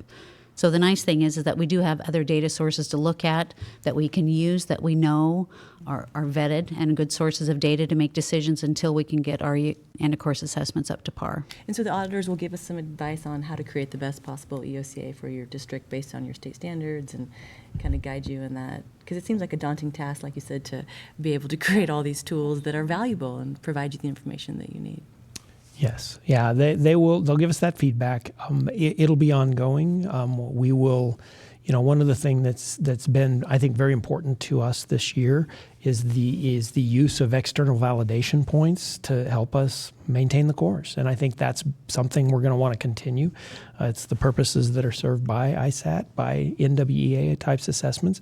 A very similar kind of action would be to continue to have external eyes on what we're doing so that we feel like we're getting the feedback we need, because ultimately it's about a quality of the product that you're trying to put out, not telling ourselves we're doing a good job, but constant scrutiny of the work. Okay, thanks. Okay, thank you, Dr. Cottle. And next up is item H, which is update just around the administrative resolution on start times and schedules, those sorts of things, and the curricular audit, which we'll probably just dove into some of that So with our last conversation. I'll actually, what I'm going to do is I'm going to go first. Go ahead and stay there, Jeff. I'm going to start, though, because I think most of what we're going to talk, this is, if you recall, item H, let me slow down. Item H are the four things that are coming out of resolutions and the curricular audit. And this will eventually probably work into an item we'll call the work plan moving forward. But right now, we're glad to share with you three updates. Out of the four right now, we have updates on the curricular audit, start times, and rezoning. And so Jeff, I think, is going to be the highlight of this conversation, so I'm asking him to hold off for just a second. The curricular audit, I can tell you that we have started diving into the over 1,000 pages and started developing work plans and trying to consolidate. If you recall, there's 4 or 5 different pieces of material that we're trying to get into something that's a little more consumable that we can put before the board and eventually run out into the community and get some feedback on and get input. So that work started. We are hoping to have at least some rough drafts or starting places, starting materials to you mid-August, and have something that would be a starting kind of review for your guys' eyes. We've mapped out some of the information on that, and Trina mentioned that we've got our director of curriculum in place, that they will start. We hired them, offered and accepted the job today, and we'll start on July 8th, so we're very excited about that. And that work will begin, has already begun, and we hope to get some things to you rather quickly. And so that one's good. Could you say a little bit about the new director of curriculum, just to? Yeah, actually, I'm going to ask Trina to step up Katie Graupman is her name. She is a former teacher in the Lakeland School District, language arts teacher, was there for, 15 or 16 years, and then went to work for the Idaho Coaches Network. There was absolutely no doubt when she interviewed both with the group and then a final interview with me. She's very passionate, very excited about this work. She did her master's in curriculum and instruction and said her ultimate goal someday was to be a director of curriculum. And when we interviewed her, she knew us very well. I had done her research on us and knew the work that she was excited to be a part of. And so what else? She's done a lot of curriculum work with Idaho Coaching Network, and that was her last 3 positions. But it was interesting because we framed the job description and the interview questions off of the audit, and they were very, very difficult questions. And not only did she nail them, but she was able to provide examples where she had led curriculum work. In Lakeland, they didn't have a director, and so she did a lot of that. Teachers kind of took on that work. Very enthusiastic, full of energy. I mean, just to see someone that excited about curriculum, I was like, yes, yes. You worked for the State Department of Education, I noticed, too. Mm-hmm. Yeah, the Idaho Coach. She's part of the Idaho Coaching Network. Yeah, really and so she's in our resume. region. My gosh, I don't see resumes like that very often. Yeah. Very good, very good. Yeah. We're excited. So the second bullet we can talk about, I'll let Trina go ahead and stay at the mic, is the start times committee work. And so we can update you on that. We've had quite a bit of interest in that. So Director of Communications, Scott Maben, has been really diligent about getting the word out. And so as of, I think, at 3:30 today, we have 24 community members and parents who have turned in applications for the ad hoc committee on late starts. And of that, only one of them is an employee, a substitute teacher. So I think I'm going to have to go out and recruit some employees. There's many of them that are parents, that are few that aren't. We have everything from civil engineer to deli clerk to psychologist, banking. We have a firefighter, communications manager, and so it's really a diverse group of people. So I'm really excited. Trina, I can't remember. What was the number that we all decided was the perfect number for this? Well, I was hoping to get somewhere between 20 and 30.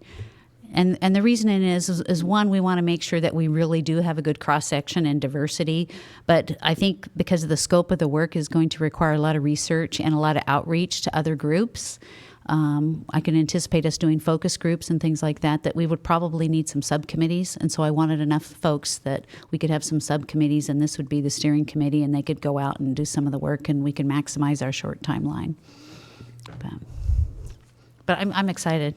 Usually, I think social media helps. Another thing is we went to an online application, and I think that helped because it was very easy for folks to apply. We did have some hard copy applications, and we didn't have anyone turn in a hard copy. They all did the online. When are you guys going to begin work? When is it going to be called to? The deadline for submission is the end of August, and so we'll bring the list to the board in September, and then we'll start right away, right after we get school started. All right, and then now Jeff, who's been patiently waiting his turn. And I think it's because he and I are both excited about this. We got 6 different submissions today for the rezoning RFP. And so since we've had about an hour and a half to dig into those, we can answer any of your detailed questions that you'd have for us. So, yes, good evening, Superintendent Cook, Chairman Morris Rowe, trustees. I'm happy to stand up here today and let you know that we are well underway with the boundary review process. The RFP was released on June 13th, and the deadline for submission was today at 2 o'clock. So like Dr. Cook mentioned, we received 6 proposals, so we were really pleased with the response that we received from that. We had 9 firms that we had identified that could be potentially to do this kind of work through some research that we'd done. And of those 9, 5 responded, and 1 responded that must have seen it on the website or one of our notices in the public process that we do. So we were really pleased with the results that we got. Just to give you a little information on who some of those firms were that responded, we received one from Decision Insights out of Irvine, California, Flow Analytics out of Portland, Oregon, MGT Consulting Group out of Tampa, Florida, JUB Engineering, which is a local group here in Coeur d'Alene, Cooperative Strategies out of Lakewood, Colorado, Teeter and Crocker Incorporated, which has an office in Seattle and a satellite office in Hayden, Idaho, so another local company. So we were really pleased with the representation that we got from these responses, and we did a brief perusal of these proposals, and it looked like really high quality firms, high quality proposals for us to go through. So I think now the real work begins to go through these. We have a team that will be reviewing all of these. We have a matrix that was part of this RFP that we'll be going through. So this is not just about price. This is about what kind of services they will provide for us. And we'll be going through those and scoring those on some different entities to talk about, how are they going to look at GIS mapping? How are they going to look at enrollment data and make predictions for us? And all of these firms listed these out in some different tabs that we'll need to spend some time studying and reviewing as a team to score and, really determine which is going to be the best firm for us. I know the burning question that you guys all probably have is how much is this going to cost us? And I can't directly answer that question yet. But what I can tell you right now is that in reviewing those, one of the things we asked for was for some options. Give us different options that we can look at as we build what is best for our district. And so the firms, to our pleasure, did give us a lot of different options. And so, what I can tell you is the prices range from a real base option of $42,000 all the way up to kind of a high-end proposal of about $140,000. It was in the $140,000s. So, and there's a lot of different line items in there that we can pick and choose from and look at, exactly what we want to do to build the best scenario that we feel like will work for our district. And so, as we begin this work over the next couple of weeks, it's our intent to bring you a recommendation at the next board meeting, the next regular scheduled board meeting in August. And we'll be able to answer some more detailed questions in once we've had a chance to review these different firms and make a formal recommendation for you. I just had a quick question, and I think I'd reached out to Dr. Cook when I was on vacation, but it's just more of a how we're naming it. We're just referring to it as rezoning, and I think that what we're asking for is more than just attendance rezoning. We're asking for assistance with our long-range facilities master plan. So I would just like to clean up language that we're using when we refer to this, because if we're only looking, with our glasses on at attendance zoning, we're going to be short-sighted in, potentially having a grasp on the build-out of the schools in our community. And I think it's an integral step, in doing one without the other at this stage is we're going to come up short. So is anybody interested in having a discussion about what we're undertaking so the community is kind of more aware, because we've really never done, facility master planning like this before. Maybe Dr. Cook, you could kind of speak to that, but it might be being overly conscientious, but I just get a little anxious every time I just see attendance zoning, because this is so much more than that, and it really is putting thought into potentially where we build out our district and how do we create attendance zones with those potential ideas in mind. So yes. So the truth to your answer is we're dealing with this every day, and so we call it rezoning because we know all the layers that are involved in rezoning. And one of the things you're calling out that we talk about often is that when you rezone based upon 10-year, 15-year kinds of projections. And so I don't know that it's a mistake to call it rezoning. It's probably an oversimplification on our part because of the understanding that we've got to do this so that it meets the needs of the community for some time, where we might be running into trouble. And we submitted that to the firms as the part of the proposal so that we got feedback and got those options so that it was a long-term commitment.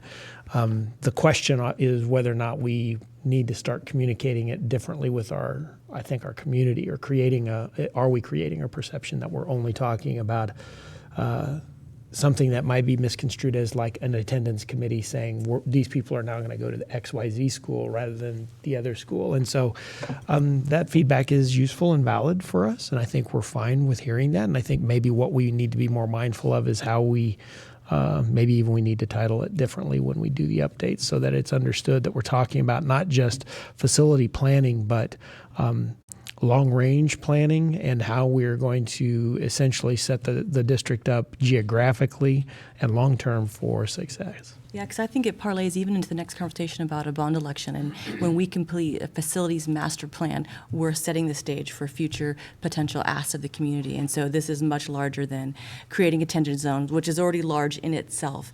But this is, for the first time, the forethought into our facilities master plan. And if we can use the same language, then when we go to the community, it's so much more than just re-attendance zoning. And the community maybe then gets more buy-in when they say, well, I'm not moving to that school. Well, we are able to explain, well, maybe you are moving to that school because we know there will be a school here in 5 to 10 years. And so we have this plan that's laid out, and it's the basis for our next capital project. And I feel as though we'll be most successful if we have clear language going forward. Yeah, and I think to clarify, I think as in first so we perused them really quickly today. I think there are some layers that reflect some of that. So I think we'll be able to accomplish a lot of what you're asking in this process. But I can tell you it costs more money.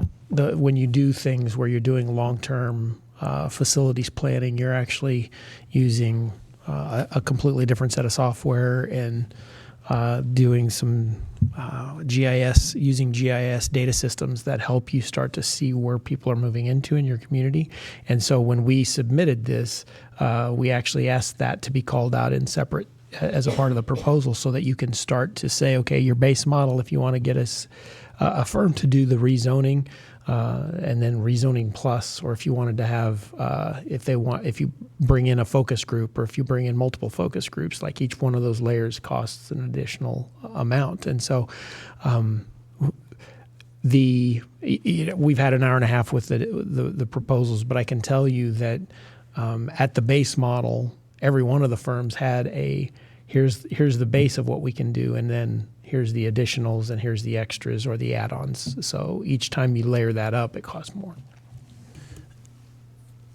A couple things I just want to address, I guess. One, I think it's called rezoning because that's what the board resolution that we passed asked us to deal with. And I think some of these other things are concepts that have been batted around certainly by long-range planning, but I don't think the board's made any decisions that I can recall or that I'm aware of on these specific other add-on type features. And so I think if we're going to look at that, we need to have some board discussion on that and a board decision on what those things are. So I think if we're looking at these RFQs, perhaps we need to have a board workshop around them and talk about what is important to the board and what do we want to do. That's a big price tag there. And I know Ms. May has been kind of intimately involved in this through her work with long-range planning, but I think the whole board needs to be involved in that, and I think we need to make some decisions on that and not just have that addressed by one committee or one person. So I would just ask that we do that and look at that as a board. We are glad to present to you guys the findings that we have once we get some time to look through these. And, each one of them, I can tell you at the very least at this point that each one of the proposals had some effect of starts at some level and goes up from in services and costs for each of those. So they gave us what we asked for, which was the ability to look through and pick and choose what we felt like would be most impactful for our community. So I would just like to bring up, to your attention that long-range planning made a recommendation today, and in that there was data analytics that they asked for, and so maybe I haven't done a good job of representing the conversations of long-range planning, but I know Trustee Brumley's been there, and the committee is asking for information and assisting them with the facilities plan, and they need more data.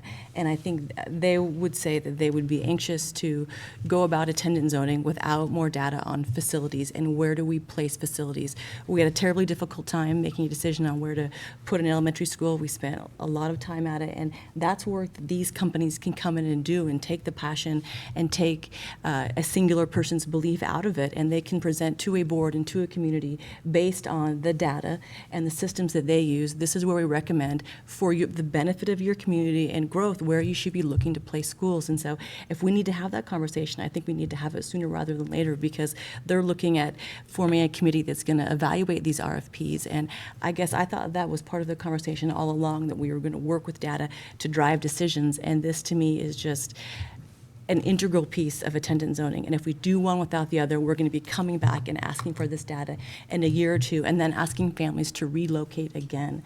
And I don't think we simply can do that. We can't afford to make that to make that request of them. I'm not saying we have to spend the most amount of money, but there should be some base information for long-range planning to give us a more firm recommendation. They've asked for it, we accepted it, and I think it needs to be part of the ask. And that's why I'm saying when I see attendance zoning and it's not talking about facilities planning, then we're not listening to long-range planning's request.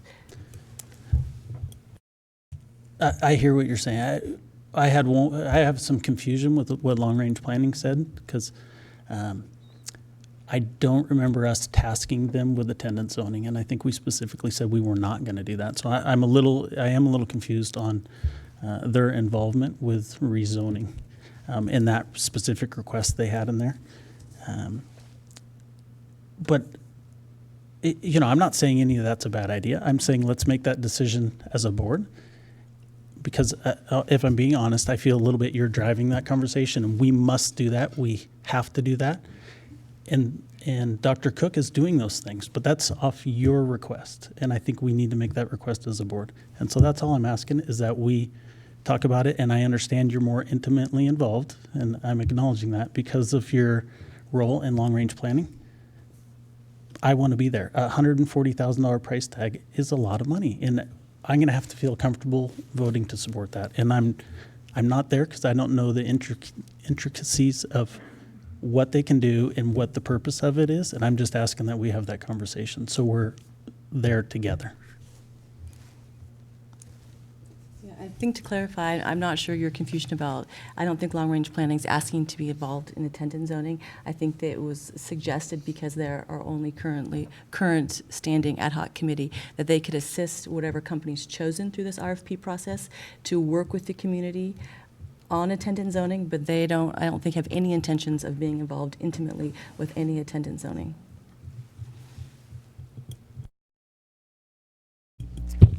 For what it's worth, I wholeheartedly agree with Trustee May's commentary about looking at this opportunity. At the same time, I would like more information about those various levels and think that it would be a really good idea for us to be having a workshop of some kind to know exactly where our dollars are going, and that we don't miss an opportunity to take advantage, but that we're very educated on what exactly we're spending our money on. So I do appreciate, though, Trustee May bringing that issue up, because I didn't know, candidly, if this company that we're hiring has the ability to do what the long-range planning committee is recommending in terms of what their needs are. And if they do, I don't know why we wouldn't hit it with, get two birds in the hand and versus trying to do it in two different ways. So that would be my comments on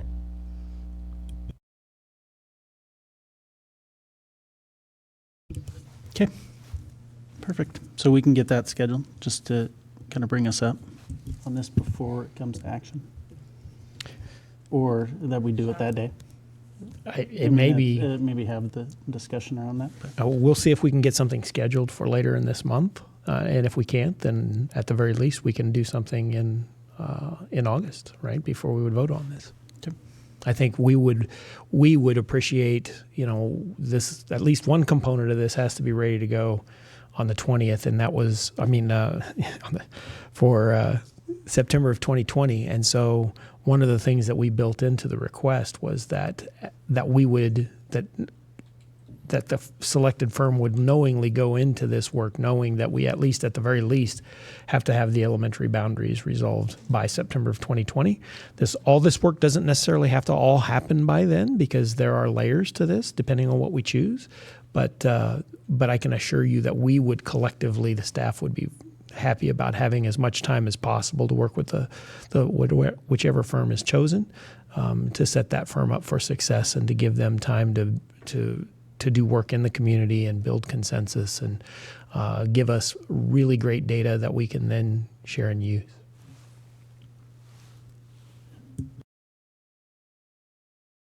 Okay, thank you. All right, next up, item I is facility updates. So this is also Jeff, so it's the Jeff show for a minute. All right, guess I'll just stay up here. Okay, so what I brought for you guys tonight is a series of photos of the Lakes Middle School remodel project. There's a lot going on. It's really hopping, and we're working on a lot of different areas of that school. So I just brought some photos that I'm going to scroll through here and just kind of give you guys an update, some highlights of what's going on with that bond project. This is the new gym and band room going up. You can see they're starting to form the walls, and this is the back side of the school. On the left side of that picture, you'll see this scaffolding that starts to raise up, and you'll see some pictures of that stuff way up in the air as we get a little bit further in through these slides. This is the front entry of the school. They were really excited for school to end so they could really dig in there. In fact, the day after school got out, the whole front entry was down. And they were, chomping at a bit to get in there and really get those crews working on that.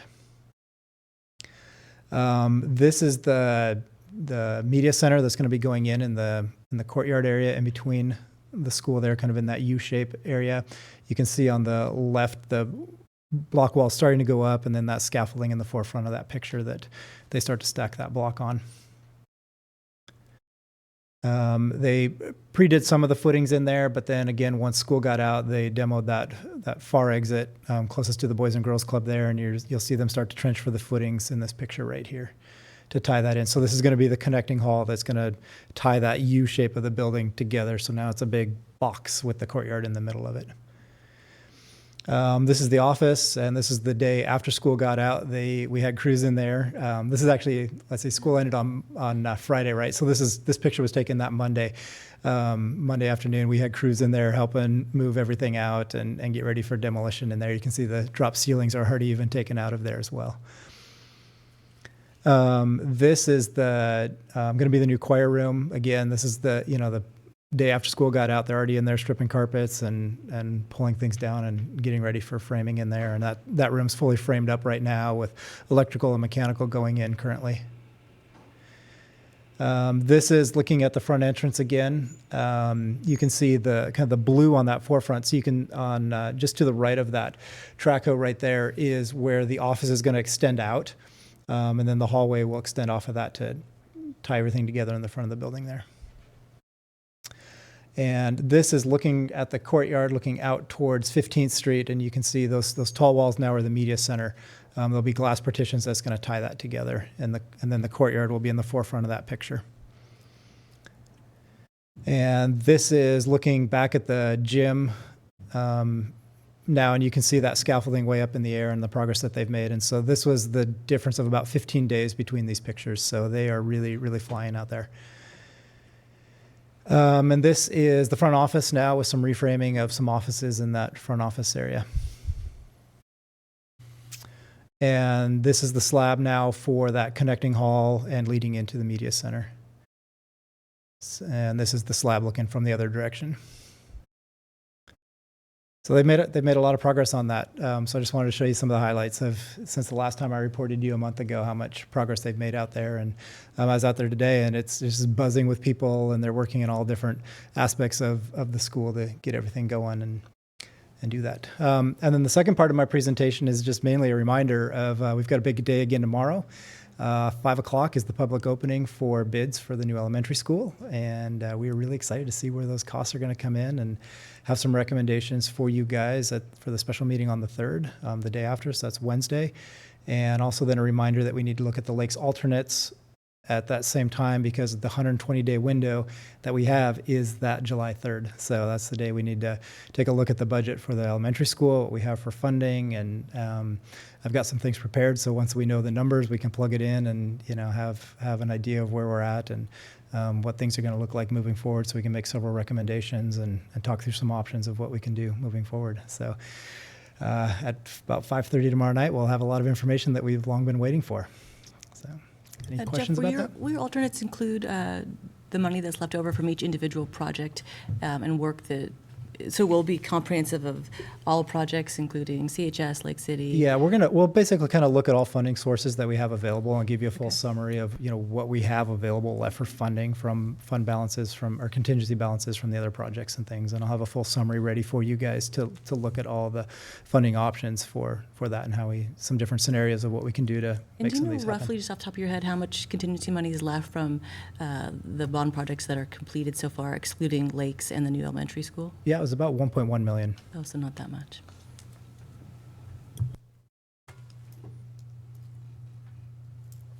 They anticipate this being open by fall? Lakes? Yeah, it'll be substantially complete by the fall. I mean, there are portions that are not going to be ready. The gym, they've asked for more time, and they asked for that right up front. In fact, that was actually kind of built into the schedule. But as far as the teaching areas, the front office, yes, those will be ready for the opening of school. And at this point, they're on track. That's what they're telling us based on schedule. So, Good. yeah. Busy They are summer. saying they're going to probably start crews working on Saturdays, though. And they said, I don't think we've ever done a school project where we haven't worked on Saturdays. But it's kind of a bummer. But I think they recognize that and knew it was coming.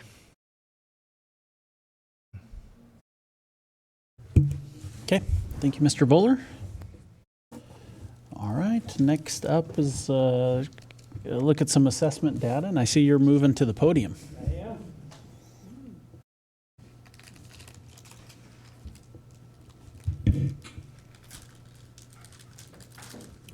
Let me start by stating I don't own a bow tie.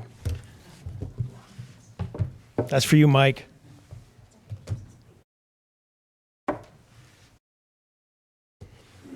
He said he was going to be watching, so Mike is driving his family, I don't know, Seattle? I don't know, Tacoma trade. His daughter is qualified for Junior Olympics, so he was. I am going to pinch hit and share some of the data that we would have. So there's a lot here, all right? And so some of it I'm going to go through rather quickly because it tells a story of how kids are performing through the year. So I've got several things to share with you. The first one is iStation.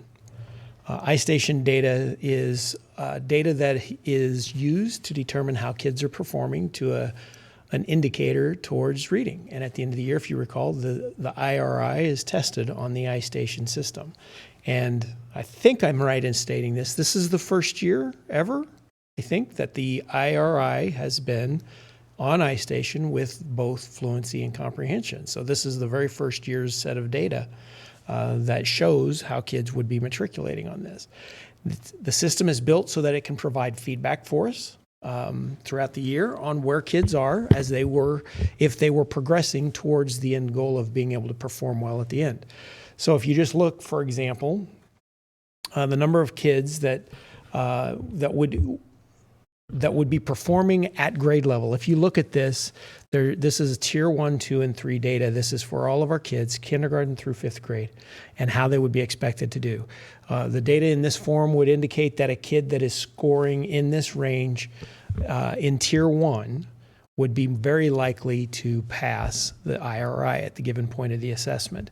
The kids in the yellow, so for example, 69% of kindergartners would be expected to score well on the IRI if it were given to them at that point. 21% of the kids are slightly behind, and 10% of the kids are significantly behind, and that's what that data is used for. So this is real-time feedback for teachers to use for progress monitoring, and so they will use that data to change and inform their instruction.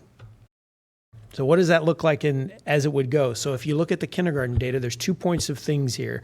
I wouldn't worry too much about the scoring on the side, the mean ability index. It's a relative score. The thing that I would keep in mind is there's a predictive value to this, and that's the red line, that that tier 1 threshold where they would say that kid's probably on point to be able to be there is that red line. So as the red line increases over time, that's where kids' growth should be occurring. So if you see the red line going up, that's because a kid is more likely to do well as time passes. The blue line is the median score for our students testing at this. And so in essence, what it means, 50%, our 50th percentile student, which would be half of the kids are performing better than, half of the kids are performing less than the 50th percentile student, is measured by that blue bar. So if you see, that's trend data, right? Like that is trend data. So this is systems view. This is not data that's going to be as useful to a teacher. This is data that's useful for systems performance. So if you look at this, you'd see that a kindergarten, the group of kindergartners in September are right on point, right? They look like that red line and that blue bar match up pretty nicely. If you notice in May, those kindergartners, the 50th percentile kindergarten score is above the red line. So that would be indicative of those kindergartners earning more than the growth that would be expected of them that year. Can I ask you a question? Sure. This is going back to the, like the first slide or near the first slide, I guess, yeah. Why would the 4th and 5th graders, the scores, those things drop as far as IRI indicator, you know what I mean? It goes up between kindergarten to 3rd grade and then drops. Why does it decrease? Yeah. It gets the complexity of what's being assessed increased dramatically after 3rd grade. Because the 3rd grade indicator, remember, is to read well, and then you start to add in the level of content. And there's a level at which it gets more difficult in 4th and 5th grade. That's an expected result? It is. Well, we'd like it not to be, but it is. Yes. Okay. So the 10 trends of this graph, I'm going to show you now kind of just a brief picture of each one because we're going to go through the kindergarten through 5th grades rather quickly. But the idea is the red line is where they would hope to be, the average student. The blue bar is the measure of the median student in our district and the performance over time.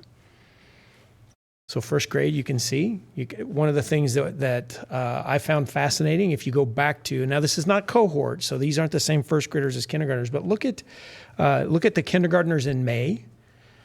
The following year, those students will become 1st graders in September, right? Look at the gap that you see right away. We would indicate that there's probably some summer learning loss in that performance. But you notice we make it up very quickly, and we also see our 1st graders doing the same thing, which is growing more. And the growth you could indicate is the slope of the blue peaks versus the slope of the red line. You always want the blue peaks to have a steeper slope than the red line. That means kids are growing as a cohort more effectively than the typical group that would be indicated by the red line. So there's 1st grade, 2nd grade, 3rd grade. Now you're starting to see some pretty good growth patterns here on this, and you'll see a drop here in 4th grade like we indicated, and a drop, and 5th grade also has pretty high performance. So Would summer reading programs help? it would appear that not just summer reading, but all interventions on behalf of students that if we were to take, now this is, like I said, this isn't cohort data, but if you looked at this, nothing more than just the impact of our teachers and whatever programming we're doing right now, if you look at the group of kindergartners, we go back all the way back to kindergarten, you see how close we are to the red line as a collective. And if you go all the way to 5th grade, you see that the median student, is scoring significantly above that mean amount. And that would be indication that at least something is going right. We would have to dive into it much more deeply than we are tonight to determine what those factors might be. So then let's talk about how that translates. And so if you look at the data points right previous to the IRI, which is the test, the same iStation test that students would be taking, but it's the May assessment. So the April assessment is the data that would be most prevalent compared to that. So that first column in April 2019, that's student performance in the IRI before the assessment, and then the May is the actual test. So you see there's pretty strong correlation there. And also notice that there's a pretty substantial difference, at least in kindergarten, from the previous year's assessment. And remember, the previous year's assessment was fluency only. And so one of the things that we've talked about often, and I think you've heard Dr. Orozco mention, that when you're teaching, when the assessment is measuring, and fluency, remember, is just how fast and well you read a statement. You can see, you might be more likely to see somebody saying, just say the words, where now it's not just read it fluently, but also understand what you're reading. And so that's a substantial difference in the assessment. So any questions on that? I want to make sure we all get that. That's really important. I've got one question. Okay. Was there a change? I'm guessing by looking at this data, there was a change this year that IRI is now administered to 4th and 5th graders? It used to just be a K through 3 test, I thought.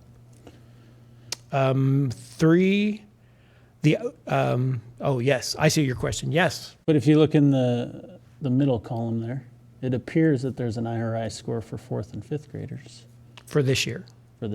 Yeah. But I didn't. I'll find out. I didn't think they took the IRI, but maybe they. I'll they find do out. Yeah, I'm with you. You got that? Okay. All right. Okay, so iReady, similar now for math, right? Similar kind of thing. The red line is the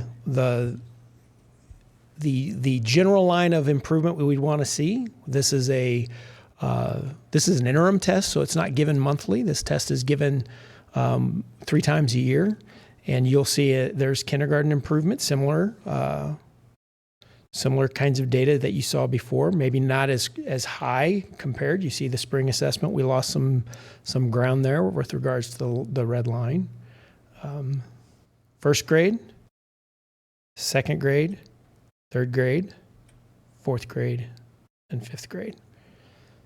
So this data is also meant to be used by teachers to help indicate what it is that we need to be focusing on. There's sixth grade. Mike told me there's a reason that data dropped off, and I'm going to have to email it to you because I can't remember. There's a very specific reason why the sixth grade data dropped off. A dramatic drop-off. Yeah, very substantial. There was a reason. Yeah. And And seventh and eighth grade, and I remember that in sixth, seventh, and eighth grade, it was no longer being used across all students, and it was being used more as an intervention. And so there wasn't a consistent data pool for which that was being drawn from. That's what it was. Thank you. I think it conflicted with the ISAT too. And there was also some conversations about the fact that kids were being tested a lot, and that there was concern about test fatigue. So the population, the in size for the 6th, 7th, and 8th grade tests decreased, which is going to change the impact of that scores. In fact, Mike even called it out here on the 8th grade assessment page by saying we're down to 44 students in all of 8th grade that took it in the spring. Okay. There's a summary of it. If you notice, the in size moves down as you get into the middle school. The percent of students in the first column, in the blue column, is the percent of students that would be considered tier 1. So it's just like that very first slide we had, those kids that would be most likely prepared to do well on the assessment, to score at a 3 or greater. And then actually how those kids did produce as a population in the red column, which was the ISAT results for all students across the district. K through 8, or 3 through 8, excuse me. And the math doesn't appear to correlate very well. Not as much. Station to Yeah. ISAT. Yeah, iReady is going from, I think it's called just iReady Student now. It's going to be, there's a new adoption for this. iReady's upgraded to iReady Classroom. They expect part of that to change once that'll be in place for students this fall. We've heard mixed reviews on iReady by teachers and administrators saying it can be a struggle because it is pretty intensive and it's hard and it's really difficult on our third graders too. So, is it an annual contract that we have with them, or was it an annual contract we have with them, or did we've been doing it since I was on the board. I just didn't know what our relationship with iReady is. Do you know, currently? Trina, how long the contract is? I think it's more than an annual. We'll find out. I was Glad just to find out. curious, Yeah, glad to find out for you. Okay. All right, MAPS growth. If you recall, we introduced MAPS this fall as an external validation point. We felt like one of the things that our MAPS data showed us that our students were doing a nice job of functioning highly in math. The question now is whether or not that's of value, and I think that's the part that we would feel like is, as an external validation point, we would say it has been done well. Right now, you see the data sorted by grades, by what grade students are in. So this first one is a 9th grade. The typical 9th grade score starts off as a 230 in October and goes up to 233 in May. And so you would hope to see, number one, higher scores would indicate higher performance and achievement by students, and also a higher growth pattern. So 237 to 241 would be the growth rate, which, if you notice, is a little bit steeper slope than the expected growth that you would expect to see. Now that's Math 1, if you recall, that's typically, this is just the 9th grade students, so this would be the, 347 9th graders that are taking Math 1. If they're in geometry, the scores for students that would be in geometry are going to be a little higher because those students are more advanced as sophomores. And in Algebra 2, those kids are also have seen more content by the amount of material that they've taken. So, Dr. Cook? Yeah. Go ahead. I just had a question about the freshmen that are in geometry. Are their numbers just aren't in there, or did they lump them in with grade 10? They are in neither. Yes. That when we submitted to you guys in the workbook or the presentation booklet that was part of this, they were called out by each class. Each group was in that. And so I think there was a point where, a freshman might be in 3 or 4 different levels. And so we presented that, but we didn't put it in this presentation. Do you think it would be possible the next time we look at the map data? It's hard to tell. You just see the graph as the range of scores, but it's hard to tell the actual number of students and where they're breaking out on their score. So our highest score is a 246 and our lowest score, whatever it would be, but what % of students are scoring at or around the average? Does that make sense? So that's our average score. The way this is presented, so I'm on this particular slide, Algebra 2, the average 11th grade student scored 246.6. That's the average for all the students that scored in October. And so there's 254 kids that would have been in a cohort that would have assessed all 3 of those times. That doesn't mean that that's the only kids in that group, but that's the cohort that are in 11th grade that took that test. So 246. 246 in October. That same group was 250.1 in February, and that same group was 249. Right. It's the average, though, but there must be a wide range in that score. Some kids are probably way up here, and then Sure. some. Would it be helpful data to know, beyond what our average is, what does it Absolutely. break out? We could have the bottom quartile. We don't have to do it individually, but we could just have the bottom quarter, middle, and top. Like a box and whiskers or some kind of a Something bar. like that, yeah. We can do that. Yeah. Can you get that? Thank you. She's my note taker today.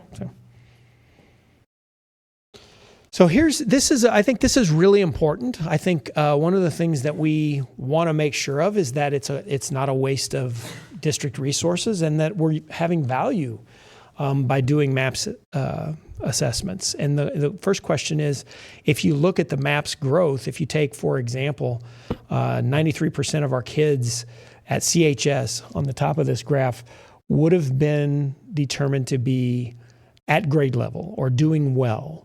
And so 235 of those students, those kids that those students that tested, actually 55% of them performed at a 3 or better on the ISAT. And so the question would be is you would hope those two numbers would be correlated, and you would expect to see those to be similar. So the first question that you want to ask is the MAPS data relevant? And I think it's a fair question. And I think one of the things that we do know, we asked them the same question, and the last time that they were normed was in 2015, and that was the very first year of Smarter Balance. And so they're undergoing a new norming, and we'll have those data points released in 2020. So we'll have that hopefully next year. So, any questions on this slide?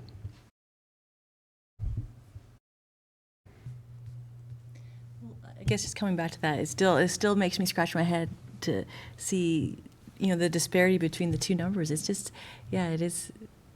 I'd be curious to hear what they would have to say. I wonder if the MAPS, which data do you put more stock in, I guess? They're two totally different tests with testing two totally different That's right. items, but I think it's so disparate that it's hard to. The two things I would call out, number one, the first one is that ISAT is a criterion reference test. That means we are saying, here's a set of things you should know, and then we're going to test you on those things. Whereas MAPS is a normative assessment, which is we're going to put 100 people in a room, and we're going to have 100 people do their very best they can on any kinds of questions. It's an adaptive test, so it grows in difficulty when you take it. But the truth of the matter is you could get different questions. We could all take it and get different questions from one another. Whereas ISAT is a set of standards. Like, do you know how to do these things? Can you juggle? Can you do a cartwheel? Can you do a sit-up? Whereas MAPS may be able to determine that you have competencies in areas that aren't even a part of ISAT. And so those two things don't necessarily always align. I think that's the question. That's the reason I asked the question, is because the state's holding us accountable for the ISAT right now. Correct. And until they change that, we're always going to be measured upon this once-a-year test. So is the MAP the right test to help us ascertain whether our students are learning or not? That's correct. Yeah. And I think it's fair. One of the things that we talked about with whether or not to bring in MAPS was to have external validation on whether or not our kids are competing, right? When we were very concerned about our math curriculum and whether or not it was being delivered in a thoughtful and meaningful way, MAPS provided an external validation point, and I think it still provides that. But is it the right external validation point? I think is the question that we're going to have to determine.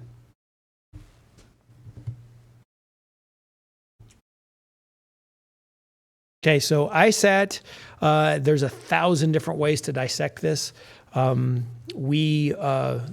this slide, you can see. This is by grade level, by content area. So it starts off with ELA grade level 3 and goes all the way to math grade level 10. The blue bars are the district performance, our performance, and the red bars are the state of Idaho's performance. So as you can see on this graph, we outperform the state in each of the grade levels, in some cases more than others, and in some content areas more than others. So I think I don't know if this is true, but it says so on the slide, so I'm assuming it is. For the first time in 4 years, we outperformed the state at every grade level in each content area, which I think is a good example. If you're interested in cohort data, this shows historic data across the. If you go straight across the bar, those are the percent of students that performed at a 3 or higher.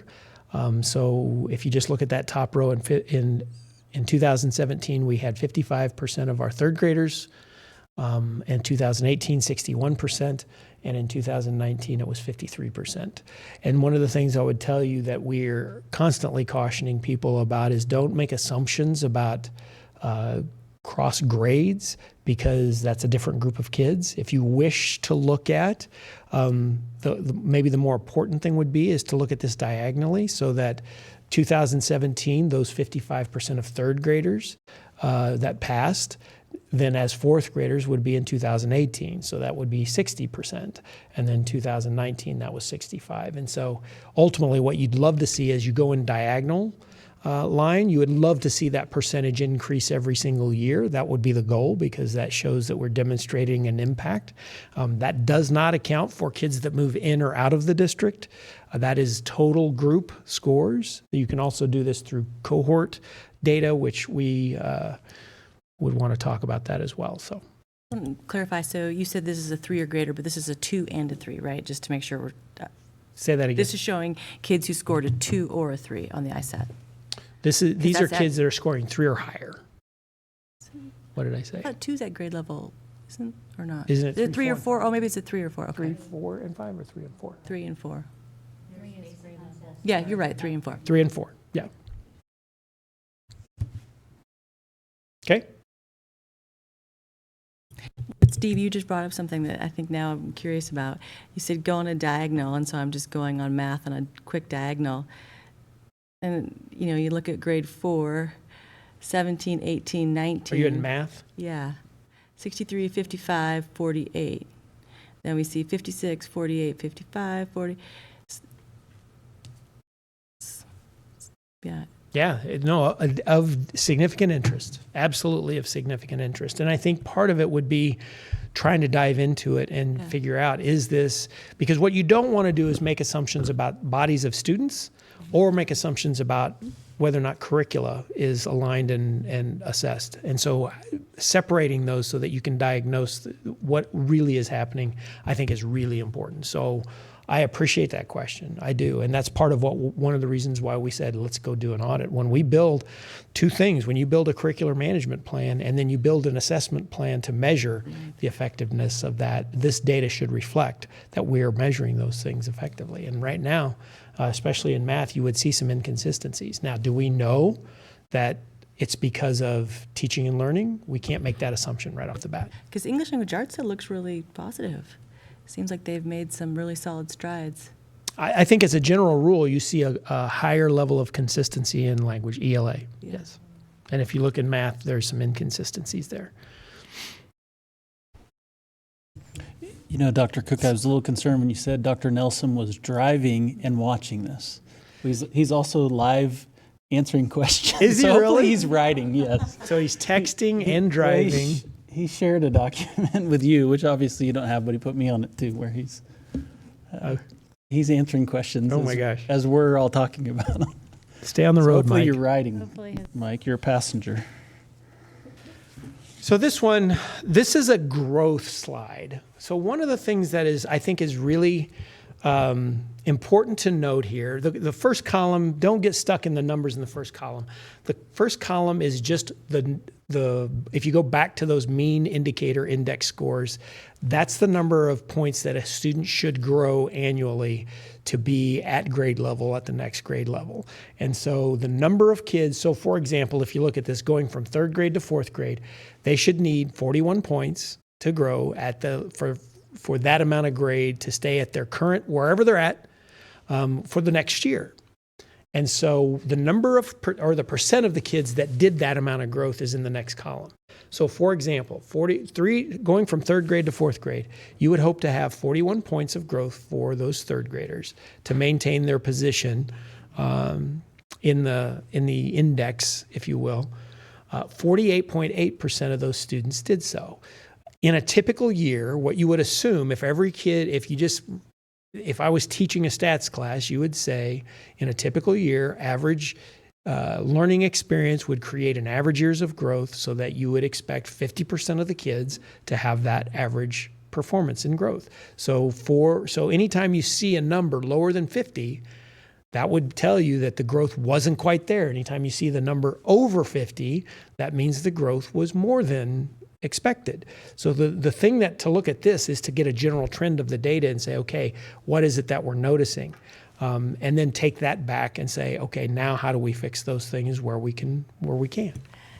So on that question, so this minimum accepted growth is based on averages on past test scores. Is that from our district? Is that correct? No, the minimum expected growth is if I am, like if you say, my metaphor here, if I was a proficient student. I was a level 3 student in 3rd grade, and I want to be at that same kind of level of proficiency as a 4th grader. I need 41 points. Right, but that's based on our raw cut scores from past students' experiences. They have to get that number somewhere. So last year, from our 3rd graders, that was their number, correct? And then Probably a number from the It's a state, ratio. I would think. It's a ratio of this cohort group of students. Right. And now you're going to take this cohort group and put them on this my scale. question is that our cohort of students? Are those 271 students that we've created that minimum expected growth? I think that's a state cohort. State, okay. Yeah, Because I thought think it was curious that the but growth. we'll follow up with that. The growth descends, what's expected for growth. I didn't know if that was because the test gets so much harder or just because we haven't seen historically as much growth the older students get. You see, if you look at, you move down 49 and then 7th, 8th grade, you only need to see 19 points. So what is the chicken and the egg there? How do you? I think that's just about the indexing of the students, not necessarily when you take this group and you move them from 3rd grade all the way to 10th grade, that growth as a relative is whatever you're using, the units you're using to measure that in the blue column is not necessarily as important as whether or not a kid's maintaining their position in that cohort. Right. Or the test just gets a lot harder and so they're not. Potentially, yeah. But if one of the things states do is that they're not going to maintain that 41 points of growth expectation if the test is increasing in difficulty at a higher rate than students can learn in a year, right? And that's why you'd see that tapering off. It's relative, right?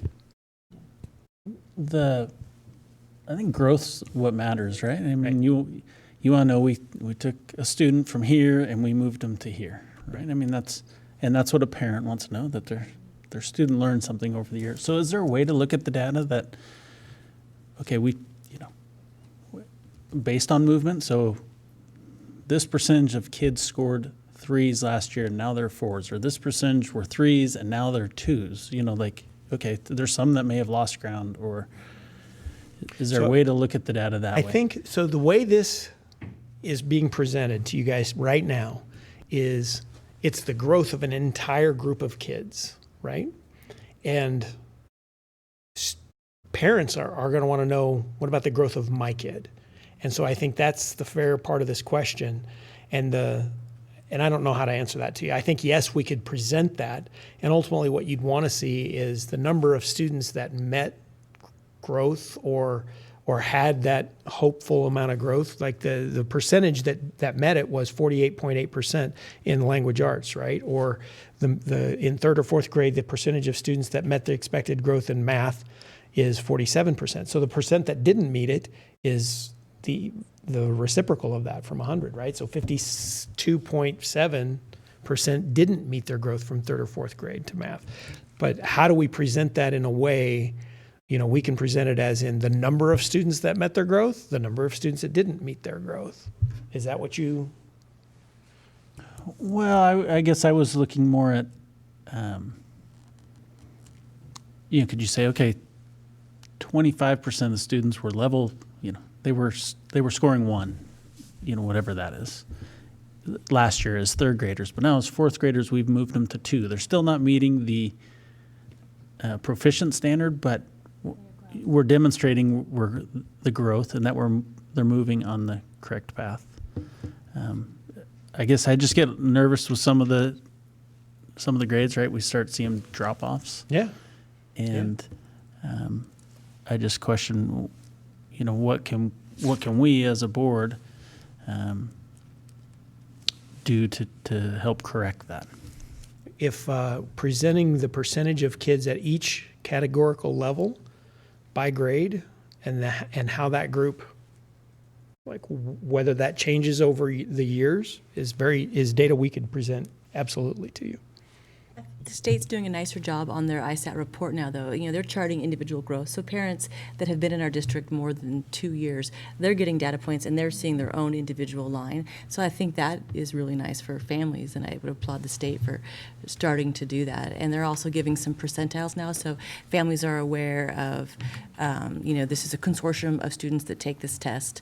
11 states now still take the same test. And I think it's probably reassuring for some families to know, hey, my kid's doing great. They're on par with Washington and Oregon, all the other Montana, the local states that are taking the same exact test.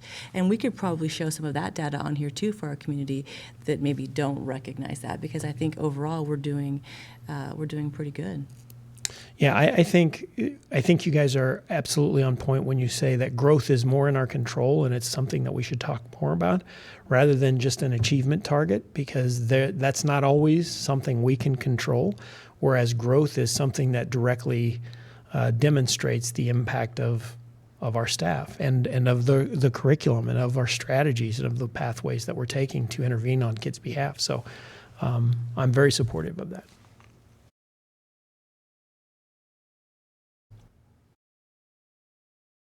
Okay, I think the last thing I have to share with you is the SAT conversation. We had 96% of our students participate in the school day SAT assessment. And I just read something, I think in Idaho Ed News, that the state currently is spending over $1 million to provide this as a resource, which I am very supportive of that. And I think it's a great decision that the state has taken on to help, because I can tell you, as coming from a state that doesn't pay for it, moving to a state that does pay for it, the participation rates are 3 or 4 times higher in states where it's being provided. You'll hear parents, just conversely, not to get off tangent, or get on a tangent, you'll hear parents say that they believe it's a waste of the state's dollars because not every student should have to take it. So what would be your response, I guess, to that? So when parents ask me that question, I say, well, we have no control over it because the state has chosen, or the legislature has chosen to go this route. And so I'm kind of relieved to hear you say that you do think it's valuable coming from a state where they didn't offer it. But what about for those students that maybe necessarily aren't going on to? Yeah, I think there's a happy medium.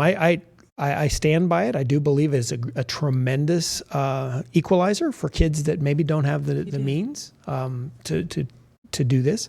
I think that's the first thing. The second thing is you're going to have kids who need the opportunity to take advantage of it, and then you're going to have some kids that aren't going to need it and won't even necessarily try to do their best because they know what their path, and it doesn't necessarily include the necessity of the SAT in their portfolio. So I think is there a way to determine that, whether or not a student's going to actually need that? Maybe that's the next iteration of this, is the percentage of students that are taking it that aren't going to benefit from it. Maybe there is a pathway forward in which we don't have to administer that to those students. And so you change the game on that. I don't know. I think it's fair, and I think it's a very reasonable, cost-effective savings. But I do think that it shouldn't be just taken away from those kids that wouldn't be benefiting from it. What if their pathway has a cost that we could help support that with this kind of resource or funding too? And since I know Mike's listening as he's driving, I really think a nice addition to his slide would be the states where it's required, because he was probably going to type in and tell me how many, 5, 6, 7, to compare our data with theirs, because our SAT data gets compared with many states where it's not required, right, and smaller populations. And so I think when you look at data, and I was just looking at some where states where it's mandatory, we're competing, and I think that's an important thing to demonstrate. So it would be an easy addition to the slide, and it would be nice to see. Absolutely. We'd be glad to provide that data for you too. Yeah. We know for a fact that there are some kids that are taking it with zero interest. But nonetheless, I think this is a little bit of a success story here. I think we're pleasantly surprised. We've seen a slight increase over time, and we're going to be able to dig into this some more. We just most recently received the database that has our students' performance by student, whereas this was released to us by the time when we built this presentation, so just as a collective. And so we're going to look to do some more on that, and we're glad to provide you more data breakdown on that in the near future. But as a whole, the district performed very well. We broke it down. I'm going to come back to this slide. I want to show you this one first. This slide is a slide of the school districts in the state of Idaho ranged by enrollment. And so you notice the school at the top is West Ada. They're the highest populated school district in the state, and I think we're 6th right now. And so you see comparatively not doing too bad. We'd obviously love to have even a higher score, but we'll, as far as the top enrollments, the largest school districts in the state of Idaho, how about that? We seem to be competing fairly well. And so that's roughly, I think the population of this test was 715 students taking this, 715 juniors for our district. Currently, if you go back to this, the number of students meeting both benchmarks, general increase across the board for us this year. That's something we would want to see continue to increase for those students that intend to go to college in the near future, and being able to be prepared in both language arts and math for expectations in college. So, questions on that?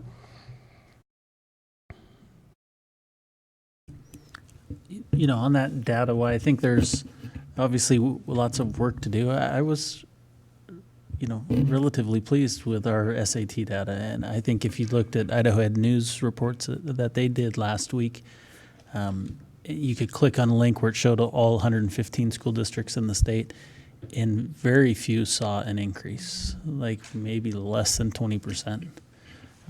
And so I was very encouraged in, even in math, we saw some good growth there. And so to me, that validated some of the work that our staff's doing around math instruction. So I was, it's easy to look at these and say, oh, geez, but, at least we're moving in the right direction. So I was pleased. Yeah, I think it's a success. We're not gonna throw a party, but I think we're gonna be happy with progress, and we're gonna continue to keep working on it. And I do want to, I might be short selling a little bit. I do want to call out directly the work of our teachers. I am so proud of the efforts that they've put into our students and the commitment that they've made to give kids the absolute best education. And any of them would stand in front of you and talk about how much they care and how hard they work to try to produce that for our students. And I'm just so proud of the work that they've done to make sure and ensure that we are providing the best learning experiences for them. So, and thanks to Dr. Nelson, who's watching. Pay attention to the road, Mike. Thank you, guys. One thing Dr. Cook and I discussed today was just this was a lot of assessment data, and it's a little overwhelming. Looking at it, it's a lot of numbers, but it's a lot of it just has to do with timing, and this is when we get our results. So we talked about going forward in this July meeting, kind of doing an overview of all the data, so we're aware of it, but then creating a schedule so we're jumping in a little deeper to specific assessments kind of throughout the calendar year, just to get a better understanding of what they are, what they mean, and how we're using that information to make decisions. So that's something we're going to work on. And also, I think that was part of the audit. I think there was some discussion in there about assessment calendars and those sorts of things. Yeah, I would propose that there'd be much more value in us breaking this out into sections and being able to dive deeper in it more regularly rather than having just one big massive data dump on you annually, and try to maybe break it down a little more specifically. So looking forward to that opportunity. Okay, next up for information is a policy. This was a recommendation from ISBA, and I'm going to admit when I read the title, I went, whoa, what is that? And then got to get in there and read the policy to get a little better understanding of what this is. So Dr. Cook, is this you on this? I saw Seth come out. So this is a new policy. I'm going to ask Seth to actually speak to this one. Good evening. This was a recommended policy, as you mentioned, from ISBA. It was one that Frank Meyer and I took a look at, and we thought it would be a good idea to have in place. As you might recall from our cell phone policy that we did a couple years ago, one of the things that surprised me that came up during that discussion was smartwatches. And so one thing, especially for special ed students, that's become popular is having smartwatches that have the ability to listen in without any audible notification or anything like that. And so what this policy does is just put in place some parameters around that. It's not that it would be disallowed, but that we would need to have a conversation with the parents and have some sort of agreement in place before they could do something like that. Depending on the needs of the student, that might be something that's necessary. You know, a student that maybe is a flight risk or something like that. And those are all things that Frank and I talked about, but we did think it would be a good idea to have something like this in place. So that's why you see it before you tonight. So what does Angel Sense actually do? What do you mean? That's a specific example of a smartwatch that has listening capabilities for special needs students. So, for example, the student wears the watch or the device. The parent at any time can click a button and can listen to what's going on in the classroom. Yeah, so there's obviously some privacy concerns with that, which is part of the reason for this policy. And it could be on all, I mean, kid could wear it at gym class, could wear it in the bathroom, they could wear it anywhere. Parents or somebody who's listening could listen on them, right? Correct. That's strange to me. God, brave new world, I tell you. Jeez. Okay, so this is for information tonight. I assume, like our other policies, it'll be out for comment for the next 30 days, and we'll see it back next month. Do you have an example of what the user agreement would look like?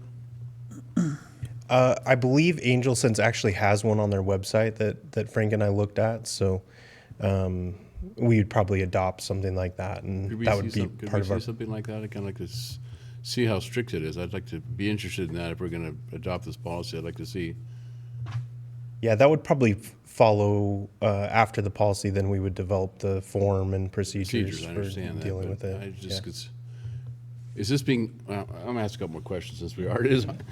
So this is being used now and by some students, or this is trying to get ahead of the... We're trying to get ahead of it. We don't have any students that are using this specific one, but I was surprised at the number of students that I found out were using smartwatches, not necessarily that could have this capability, but you know, after we adopted the cell phone policy and procedures, I think that was 2 years ago, I got a number of questions about smartwatches, and it surprised me how many, especially of our younger students, were wearing smartwatches to school, because that's specifically addressed in that policy. And so as Frank and I talked about it, we thought it would be good to get ahead of this specific instance for our special needs students. Parents are doing it. I'm trying to understand intent again. It's not necessarily a special needs kid, a kid in a let's say life skills program or something like that. Yeah, so let's say you have a special needs student that is a flight risk, so you know might just leave an area. They would have a device like this, so the parent could always track where they were or listen in to get some more information on their surroundings. That's going to be probably the most typical of the scenario you would see for something like Angel Sense. That's at least how they market themselves, I guess. Well, in my business, some of my clients used to have to wear ankle bracelets so that the probation officer knew where they were all the time if they were high risk. Yep. It sounds like a similar kind of thing. Yep. Wow. Interesting. Oh, thank you. Huh? It's crazy. I mean, I don't know. We'll cross the bridge and get to it. Jeez. Thank you. Okay, thank you, Seth. All right, next up is board information item, and Ms. Town actually has one for us about the upcoming trustee elections for Zone 2 and 3, which is my zone and Ms. Pickford's zone. So, Ms. Town. Well, what can I tell you? This will be the first year that we're rolling out elections for trustees in November.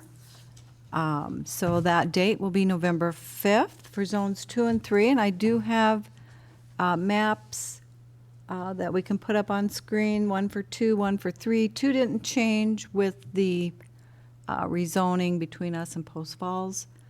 However, 3 did have a bit of a change, so I worked with Jay to get that map updated to follow the new boundary lines. The maps are available on the website. If anyone has a question, they can sure give me a call.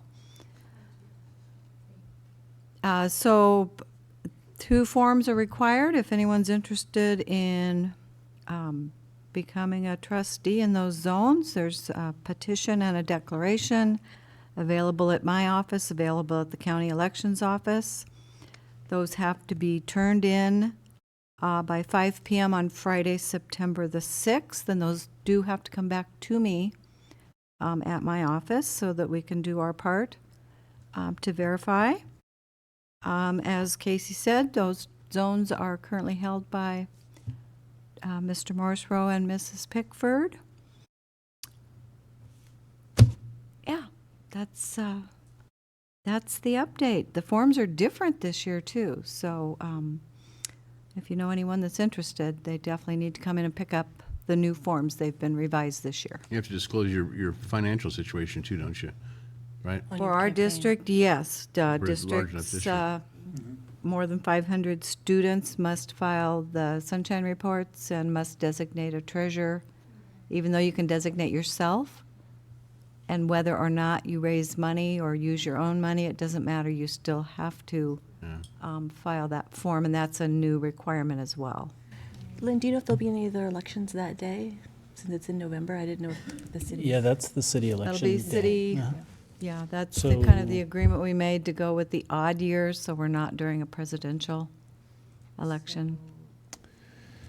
Yeah, so it just depends where you live, but that will coincide with city elections, and that's probably it that'll be on it, because the hospitals and the highway districts did their boards. elections still in May. And will the college have I an think the college election? did move to November as well, so they may. So there could be some other items on that ballot.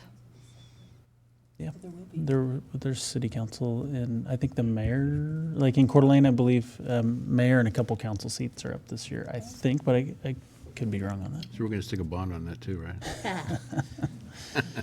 Max No. voter turnout and record. It'll increase the turnout.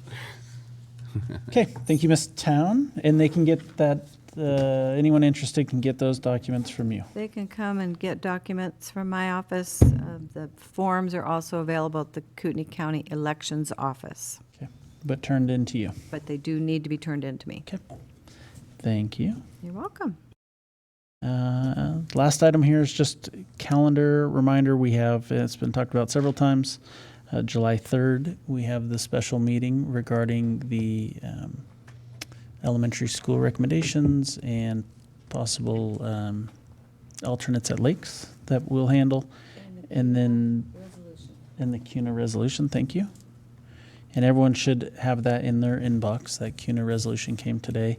Ms. Brumley, I think we talked about this before you were able to join us, but there's a resolution that Len sent out earlier from the CUNA School District, and we're just going to have a discussion on that. They're looking for co-sponsors.